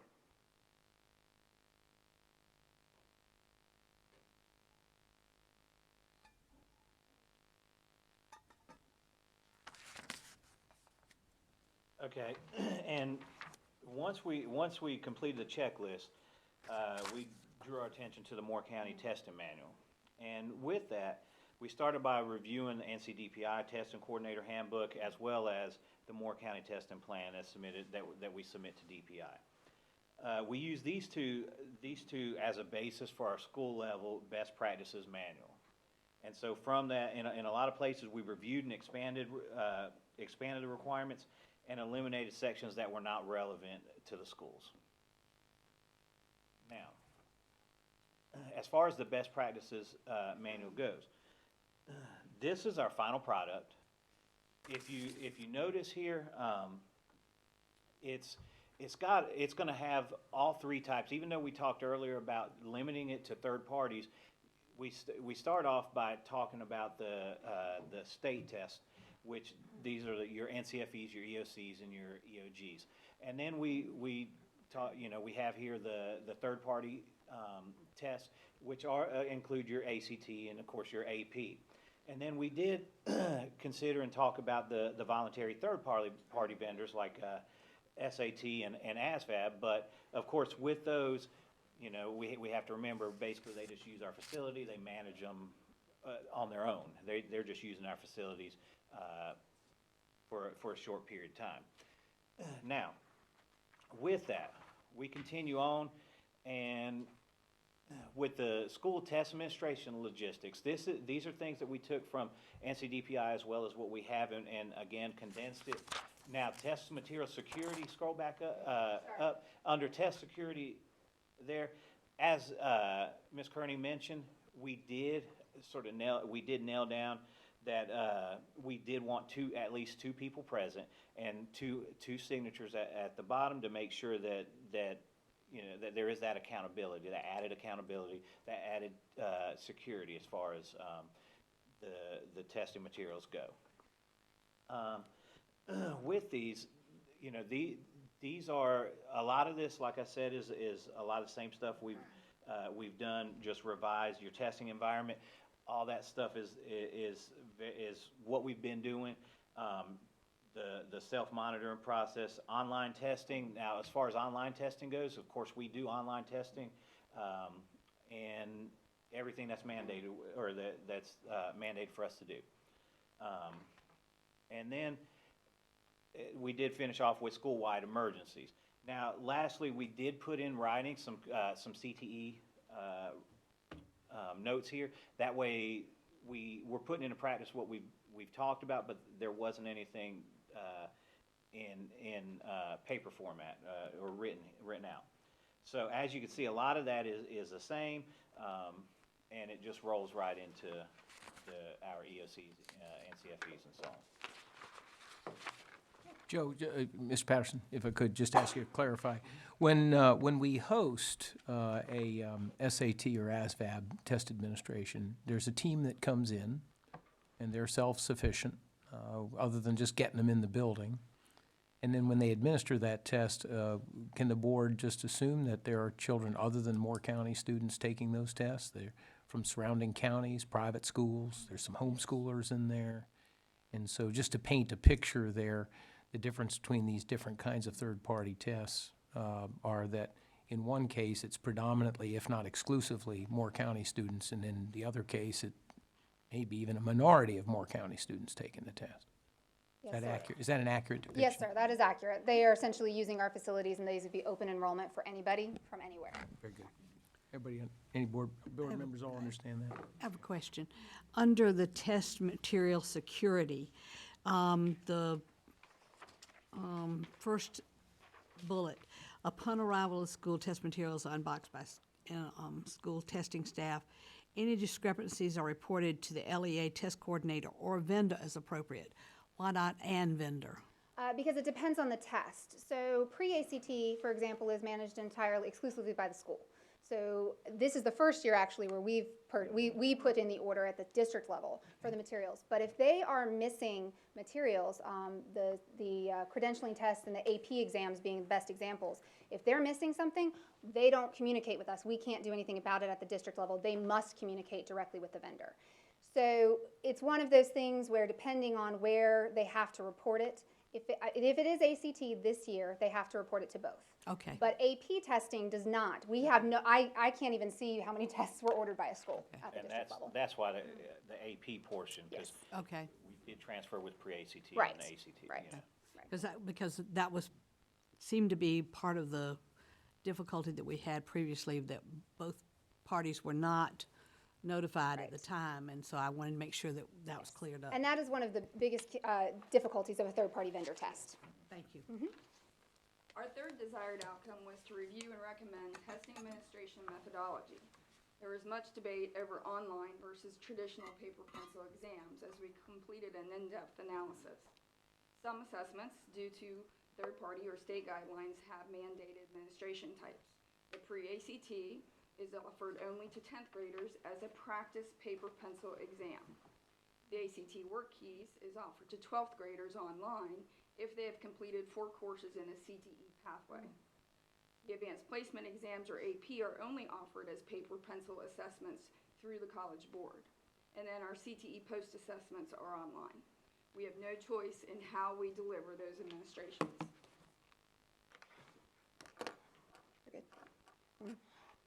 The only third-party assessment we have any choice in is, in fact, the ACT.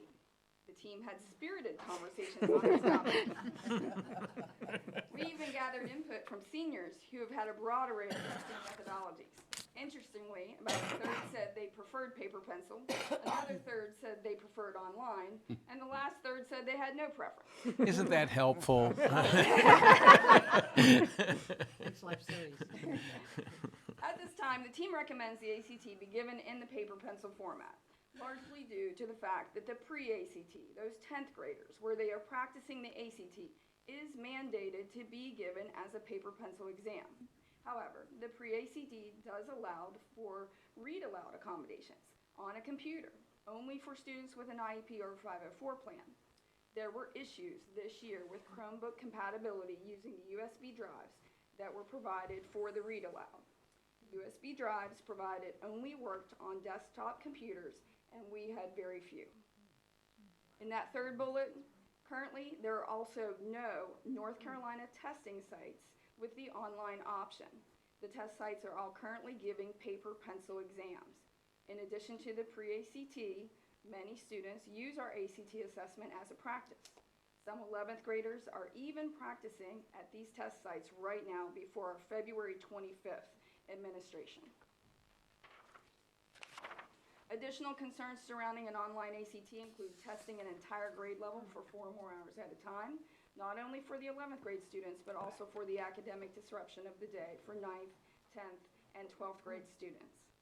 An online ACT requires the use of Chromebooks and making sure battery life lasts for 4 hours, ensuring Chromebooks are sufficiently charged. Assessing the age of the device for the battery capacity is no guarantee. We need to make sure we have adequate Wi-Fi capacity, and the amount of electrical cords used are not in violation of the fire marshal. And then back to that little bit in the last, is also looking at training individual staff on the ACT's online program to allow for student access to the exam. However, we recognize there is some value to online testing. There is the automatic submission of scores, which could increase test security. It is easier to manage the materials for the school test coordinator. There is flexibility in timing the test because there's a window. And research does support students with plenty of practice will do well. But part of the issue is that our students haven't had a lot of practice with the ACT or similar exams to the ACT in an online format. Another testing methodology the team reviewed was arena testing. Northmore currently administers the ACT to 24 students in groups of about 8 to 10. Union Pines would require 15 rooms to make that happen. Pinecrest would require 21 rooms to make that happen.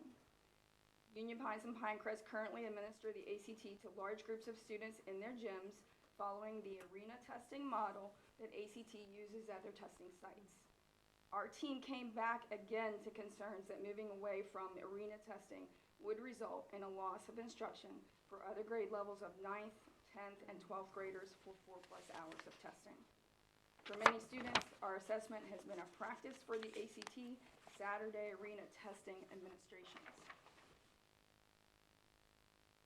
Based on the discussions outlined above, the team recommends Moore County continue to give the ACT as a paper pencil assessment and utilize the current testing arrangements for the 1920 school year.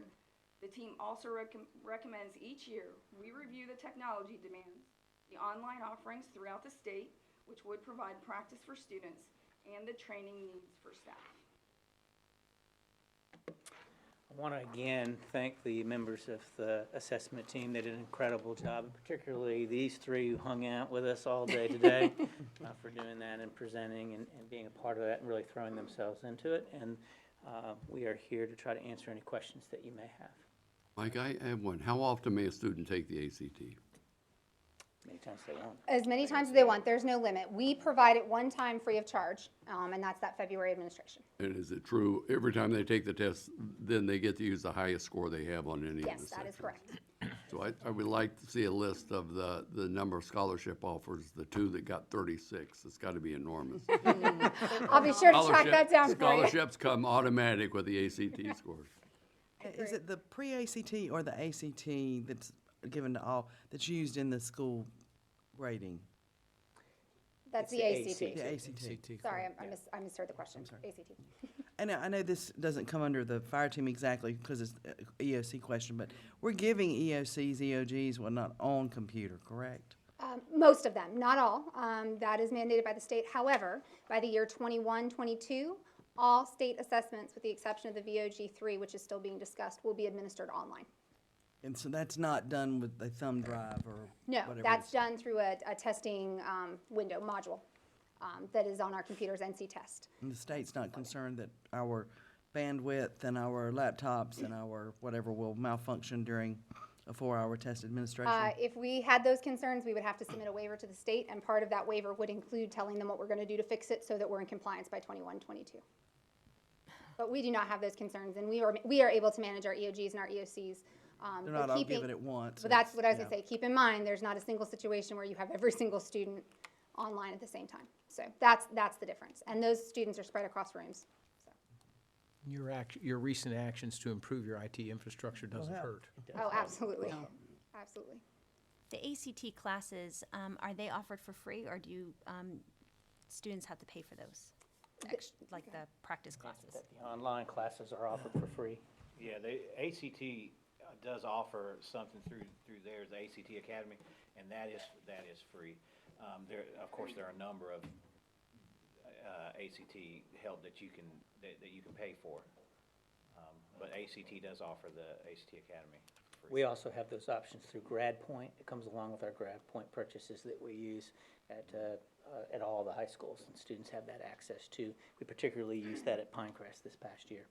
That's great. Do we have any data that indicates the level of student participation in such programs? I do not know. I can find that out. It would be easy for us to be able to assess that. Well, for the grad point. The amount of use. The military has another site, March to Success, where students can practice for the SAT or the ACT, but don't know that we could access that. My concern would just be for the parents who can't afford those, so their kid has a lower chance of doing better on the ACT versus a parent who can't afford all those classes. So that's why I'm glad that there are some free. They all have access free. Yeah. Do they have that access at home or at school for the? It's both. Okay. The one that the ACT offers is a module that they can log into at any time. They have internet If access. they do have all about internet internet access, access. it is. And then the ACT on GradPoint is also offered in an online format. You mentioned that Union Pines and Pinehurst were using the arena testing. Is Northmore using that or not? No, we, what she said we do about 24 in a room. If you do less than 25, you don't have to have an additional, Okay. Proctor. Yeah, the proctor.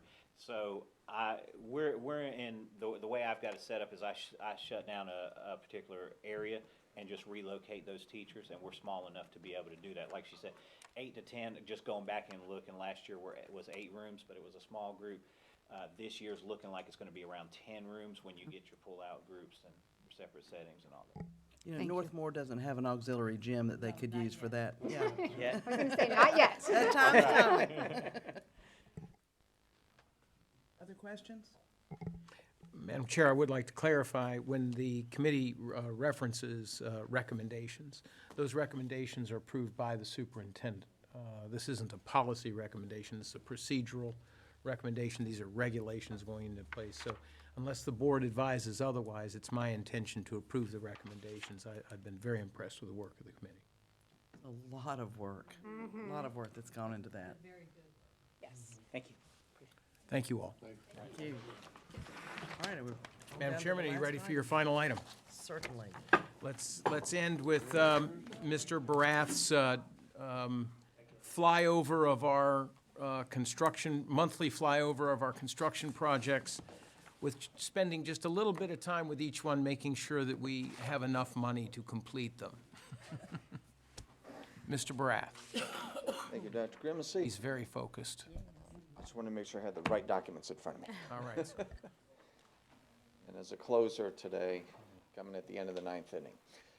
So as we present every month, the update on school construction projects and go through here. I promised last time I get a new picture from McDeeds Creek Elementary School up here. And so the architects for the project had hired a professional photographer who has gone out there to document it for their portfolio, and they will share the photos with them once they're complete. This was a sampling that they were able to provide to us. And this is not an artist's rendering. No, this is a photo. This is the real photo. This is the real school. I thought it was a painting. This is No, not it's done not. with an iPhone either, okay? That is So, a beautiful facility. it's done with the full old-fashioned cameras. So anyways, picture of it there and what it looks like from the road. One of the things we're gonna do is the photographer did take a picture from the vantage point that the renderings previously presented to the board were done at the beginning of the project, so we'll be able to put those side by side and you'll see exactly how close everything came Very out. nice. So right now, again, with it, the transition in the building to our actual ownership of everything is ongoing. Continuing to do training on all the systems in the building out there, that's been an ongoing task. They have indicated, John Thompson has indicated that his company has completed all their punch list items in the building, not regarding the entire site, but in the building itself. The design team is going through and verifying that everything indeed is completed. Again, as we reiterated every time, is that there are some deficiencies in the site that we cannot touch until spring, when that time comes out there, and appropriate measures are being taken in place for that. The replacement of plants that did not survive has begun, and they continue to work on those. The road safety improvements, the roundabout's complete, and DOT has gone back through congestion management and their process and have issued a letter recently that determined that turn lane improvements on Camp Easter Road at Niagara Carthage and on Fairway at Central or Route 22 are no longer required as part of improvements out there.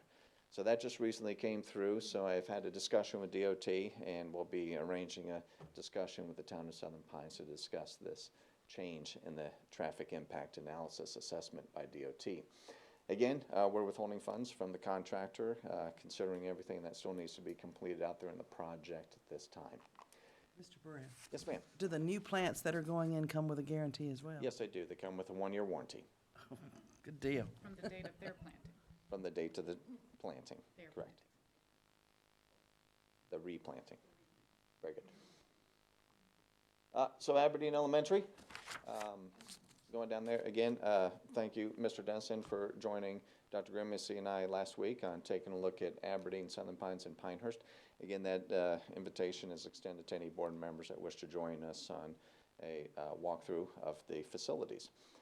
So again, looking over the Aberdeen School for orientation here, to the right where the Sandy Road starts heading off, that's towards Route 5. So you kind of have an orientation of where you're looking in here.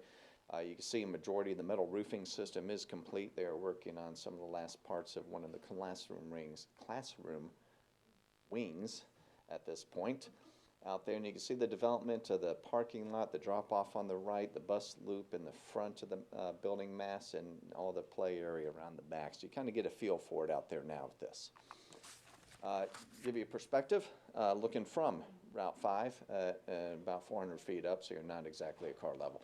But you can see where the new road has been clear cut in there and has been stone, and curb and gutter is down on there right now as they continue to get ready for the improvements on Route 5. And you can see how the building sits back there nestled in the tree line. So again, you can kind of get a feel here as they're starting to cut and get ready for all their grading operations before they set paving. Out there, you get an understanding on the left side of the parent pickup drop-off, the bus loop in the front, and coming around the building, you can see how that road comes in on the left side. You can see the large gym mats in the middle. Coming around the back, you get a good sense of scale of the play area that encompasses the entire back of the school and around that near foreground side of this image. Inside the building, they are continuing to work very hard and quick. They have increased manpower out there tremendously since we've spoken last about the project.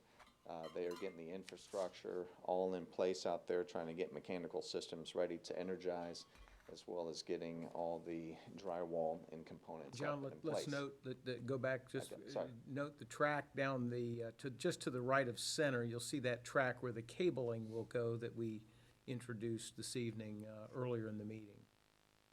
That is correct, the cable tray.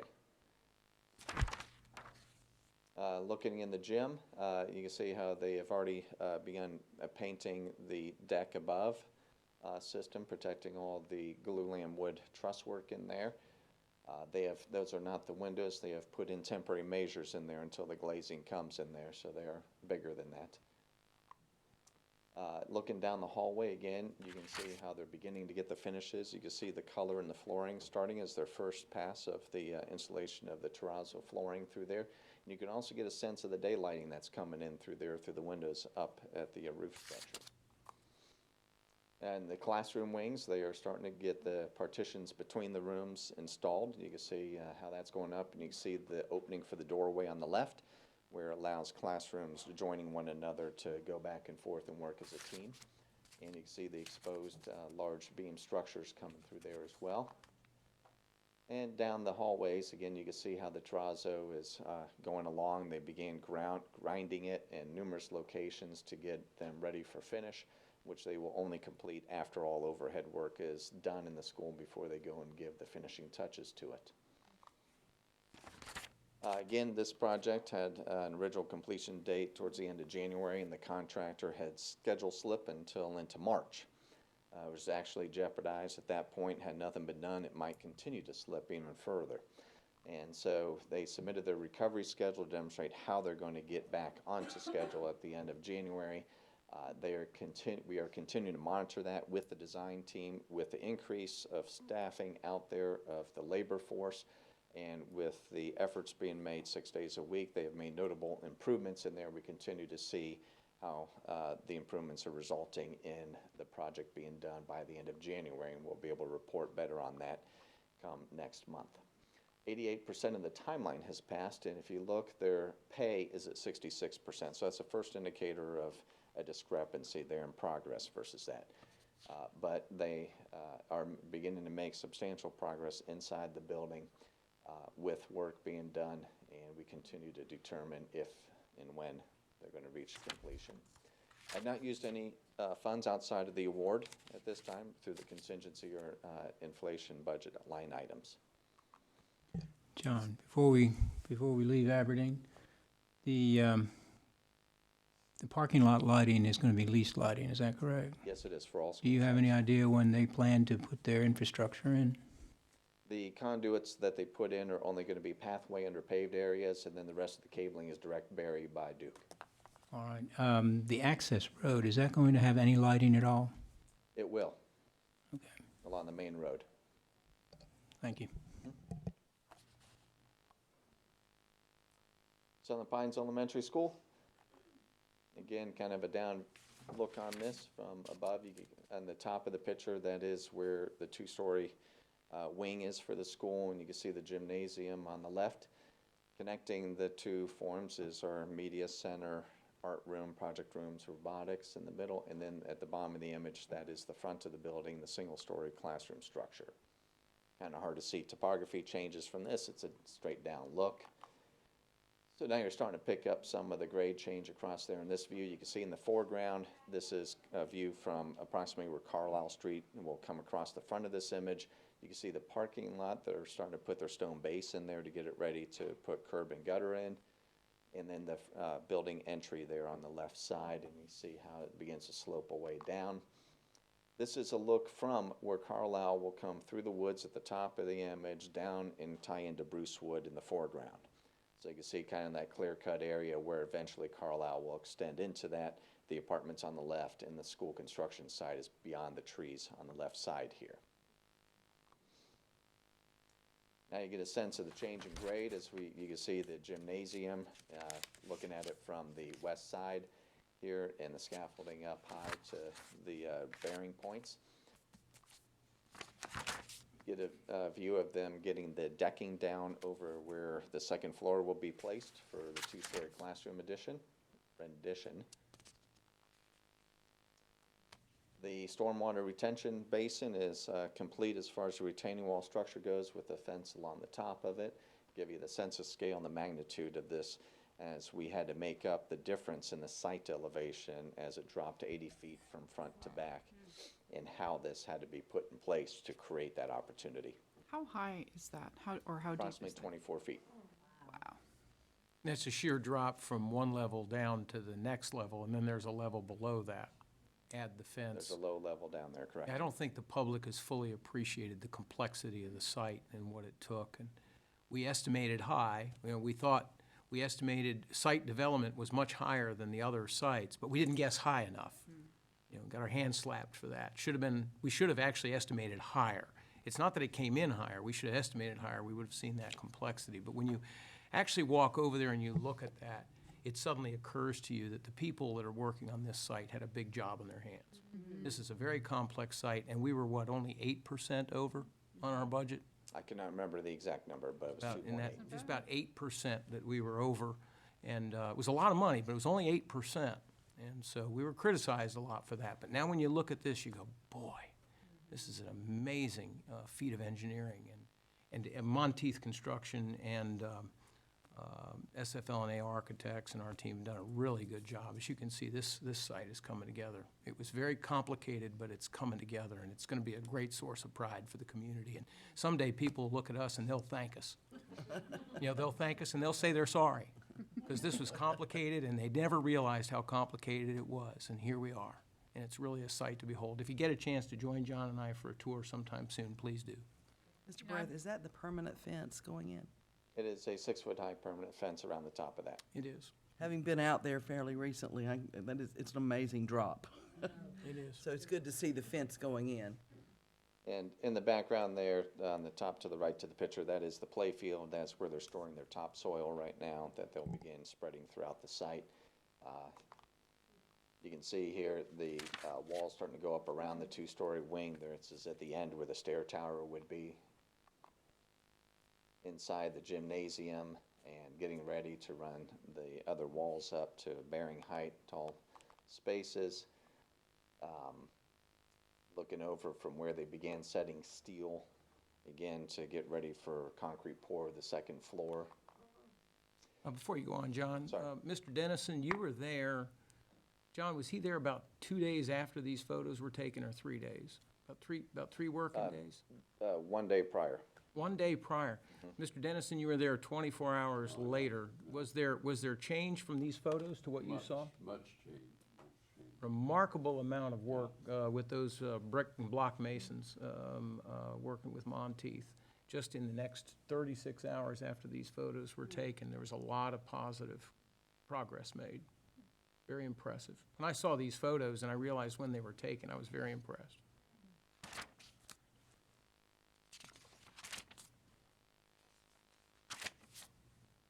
And so the schedule for completion, again, we're looking at September 17th of next year, which means the school's going to have a mid-year opening, as we've previously discussed, of January 1st. The contractor remains on schedule and meeting all critical path items of their schedule. For milestones, 30% of the timeline has passed and they're at 30% paid. So this is a good sign of work progress following the timeline. When you see the two numbers getting real close to one another, that's a good indicator of the pace of construction. The project has not used any contingency or inflation outside of the original award of the contract. Northmore High School. I got a question. I'm sorry. I assume that the parking lot lighting will be leased as well, right? Correct. Has there been any discussion with the town of Southern Pines about lighting along Carlisle Street when they extend that? Because that'll be town maintained. It is and is required, and they have provided their feedback on the spacing and placement of those. Okay, good.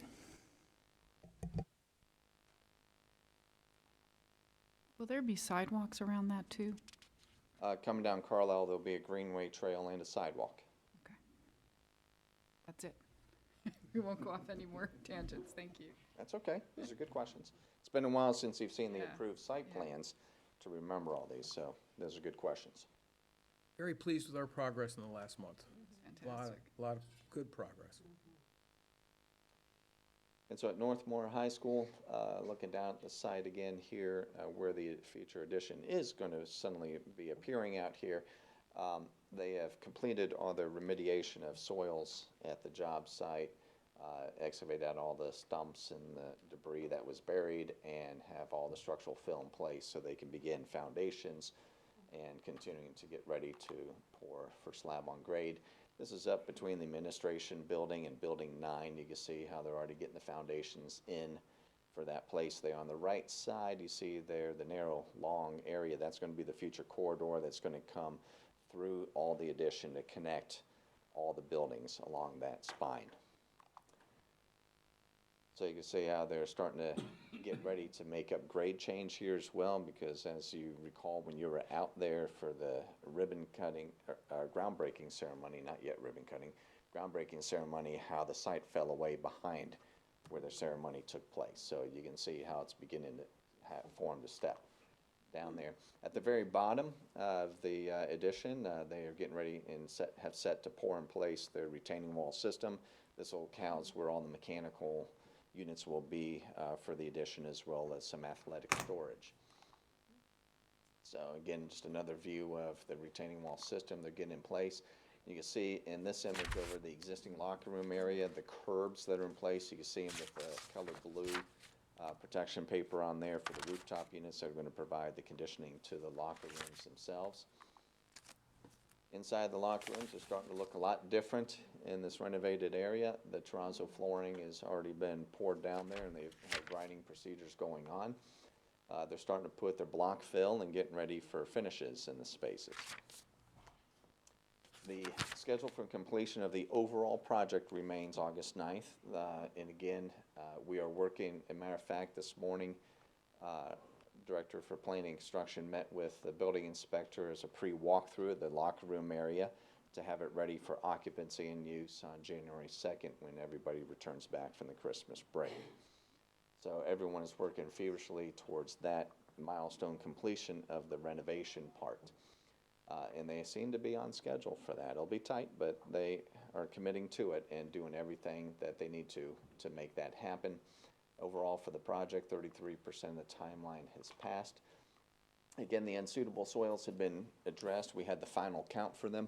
You'll recall that last month in the presentation with the estimated quantity of fill that needed to be removed and replaced, it would have left $600 in the allowance for unsuitable soils.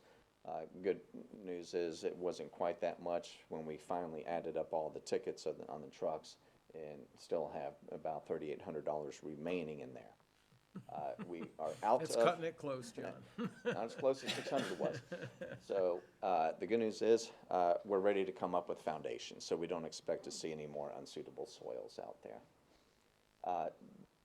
The service requirement for the gym and the addition and everything there to consolidate it all into one service entry point. They are finalizing up all the numbers for that. It's going to be roughly about that same price, about the $125,000, which would mean we would have $75,000 remaining in the program allowance.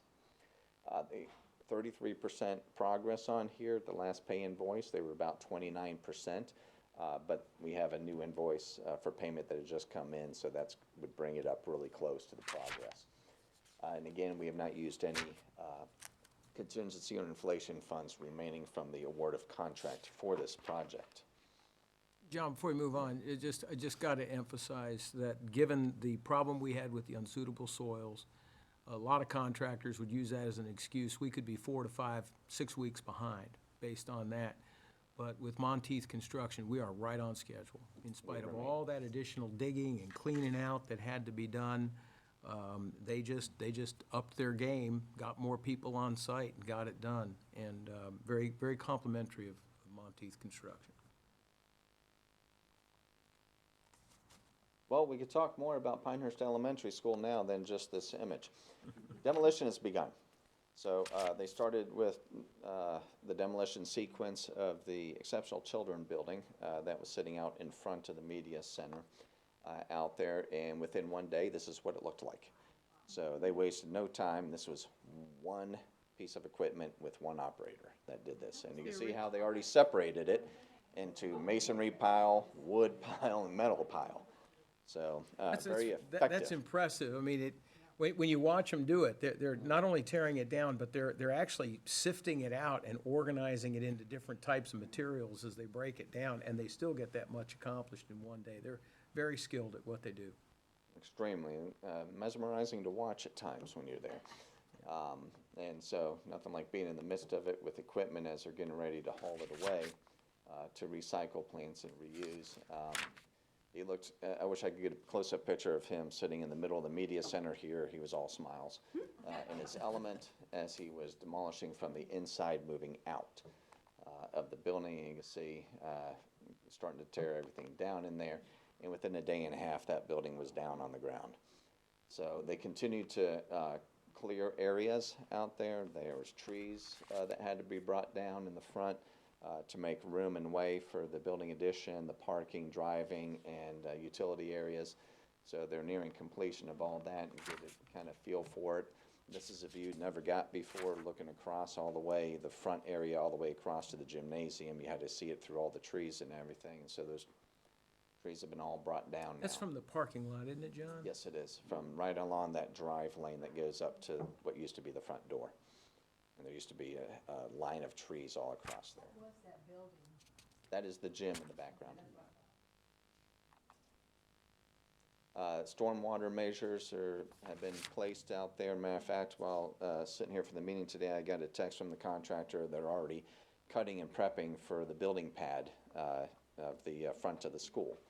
So they are wasting no time out there and continuing to proceed with the project. Again, the project duration, 511 days, which put the substantial completion of March 8th of 2021. Coming out of the gate here, they've been strong. So it looks like that's a good chance to still hold it, even with the impact of the asbestos abatement bid. We'll know more about that as we get into the month of February to see any true impact to scheduled events. But as I said, they're working around that right now, still with utilities and grading for the building pad. 2 structures are demolished and removed, the EC building and the media center, and the cafeteria building's coming down today. It might be down already. Then they're going to move on to the addition that was done to the auditorium classroom building. And then that allows the abatement contractor to begin their work. They're set to be out there the week of December 9th to begin removing all materials at the gymnasium. Their initial schedule in here is to have that done by Christmas and then demolished. They're confident they'll have it well ahead of that schedule. So they'll have that, most likely the gym will be demolished before Christmas, and the auditorium classroom will be abated next and then demolished. Tree removal and stormwater is about complete out there. Don't have any report on that. There hasn't been a pay app submitted yet for that project, so that concludes the update to the projects. And Your preliminary projected date for groundbreaking, what month? we are looking at late January, early February. We'll say February. We did that with Aberdeen. Well, on that day with my tour, I got in over 4 miles. walking. Is that right? I didn't realize we did that much. Well, I did a little bit after that, too. Okay. Well, and Mr. Burrow, thank you for bringing this to us monthly. I know we're not able to get out there every month with you, but it's really important to see the progress, so thank you. It's a delightful way to end the meetings. I think I See how encourage this- each of All you right. also. Ms. take a look. Wallen Miller and I even discussed whether you should have to do it again next week for the regular meeting, so that people that stream and watch the regular meetings will get to see all that progress as well.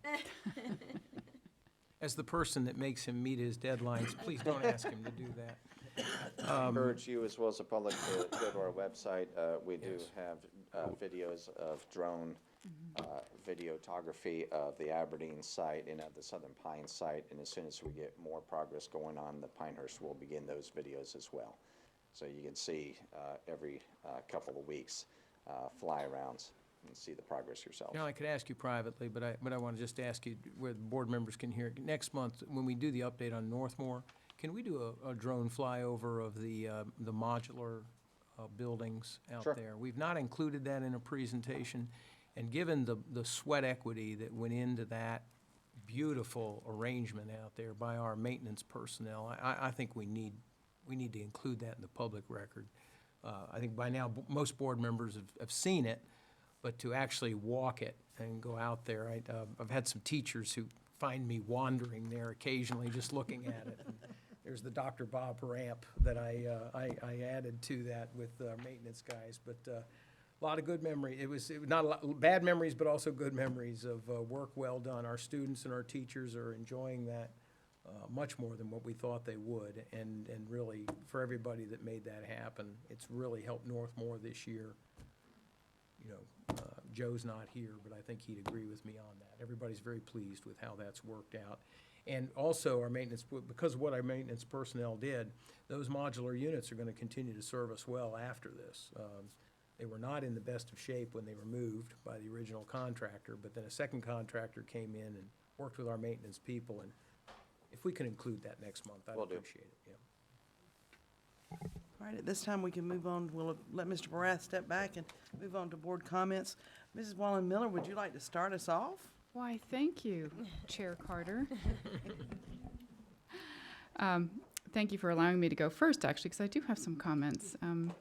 I want to extend to my fellow board members my heartfelt appreciation for each of your efforts over these past 2 years that I have served as chair. The work of the school board has been challenging, rewarding, and transforming, all at the same time, and I know you agree with me on that. We have tackled some big topics together, engaged in some important dialogue. We have disagreed at times, but we have worked diligently to find the best solutions to benefit all students and staff with the resources that we had available. Our work, for sure, is not done, but I, for one, am grateful for each and every one of your perspectives, your time, and commitment to our students and district. But in addition to you, I want to extend my thanks to Dr. Grimacy and Ms. Potter, and to all the senior staff that are here, and for those that are not here, and for all the teachers and staff in our district. You all show me each and every day what commitment and care you each have for all of our students and our entire community. And from the bottom of my heart, I thank you for waking up each and every single day and making Moore County Schools such an integral part of our community. And I'm grateful to have served as chair. I am grateful to continue serving as a board member. And Ms. Carter and Ms. Thompson, I know is on vacation, but I know you will do a fantastic job in your leadership role in the year to come. So thank you for taking that step. Thank you again. Ms. Caldwell. I can't follow through on that one, so I'm just gonna roll it on over there. Mr. Weaver. No, I just want to congratulate you on being elected as chair. And I do want to thank Helena for her service, and she's been particularly helpful to me as I'm the new member. And we've talked many times on Sunday afternoon, and I do appreciate the time that you've spent with me to bring me up to speed. So thank you again. Dr. Brown. It's the beginning of the holiday season, and So I look forward to getting out to the schools and hearing all the concerts and the plays and the festivities that are going on. So please let us know or post it on your website so that we can find information as what's available. Today I was fortunate enough to go out with Dr. Johnson and over to Carthage Elementary to look at what they were doing with their new assessment with the iStation. And I'm always amazed at how well organized teachers are and how hard they work with trying to meet every need of every child. And it's rewarding to see the dedication that we have in our schools, as you said, Ms. Wallen-Miller. Also, congratulations to you, and thank you, Ms. Wallen-Miller, for your service. It's been a pleasure working with both of you, and I look forward to continued service. Thank you. Mr. Dennis? And in the spirit of Thanksgiving, I would like to give my thanks. First of all, I want to give thanks to God for being able, so that I can do what I'm doing. I'd like to thank my wife, Sandra, for her patience, her encouragement, and support. Thanks to Helene and Libby for your leadership this past year. Thank you to all the board members for their advocacy for our students and staff and for their attendance at numerous school events. Thank you to Dr. Grimacy, Sonia, our senior staff, and all our employees for what they do to benefit our students. And congratulations, Libby and Pam. And by the way, she's visiting the Holy Land on their election as chair and vice chair. Thanks. Thank you. I think you got all the thank yous in there. I do want to mention, pat Ed on the back here, we have been away at the North Carolina School Board Association meeting in Greensboro, and at that point, we got to hear Mariah Morris as she addressed the full constituency that was there. She's most impressive. We're lucky to have her. Also, I think, let's see, we had awards given to Ms. Wallen-Miller, Ms. Caldwell, Dr. Brown. Mr. Weaver hadn't been on the board long enough to receive an award for doing school board training. But most exceptionally, Mr. Ed Dennison received an award, one-of-a-kind award, for having over 900 hours of school board training in the course of his years on the school board.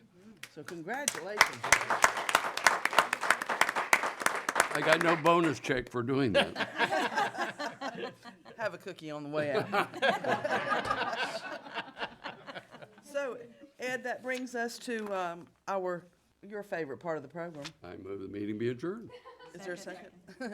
Meeting stands adjourned.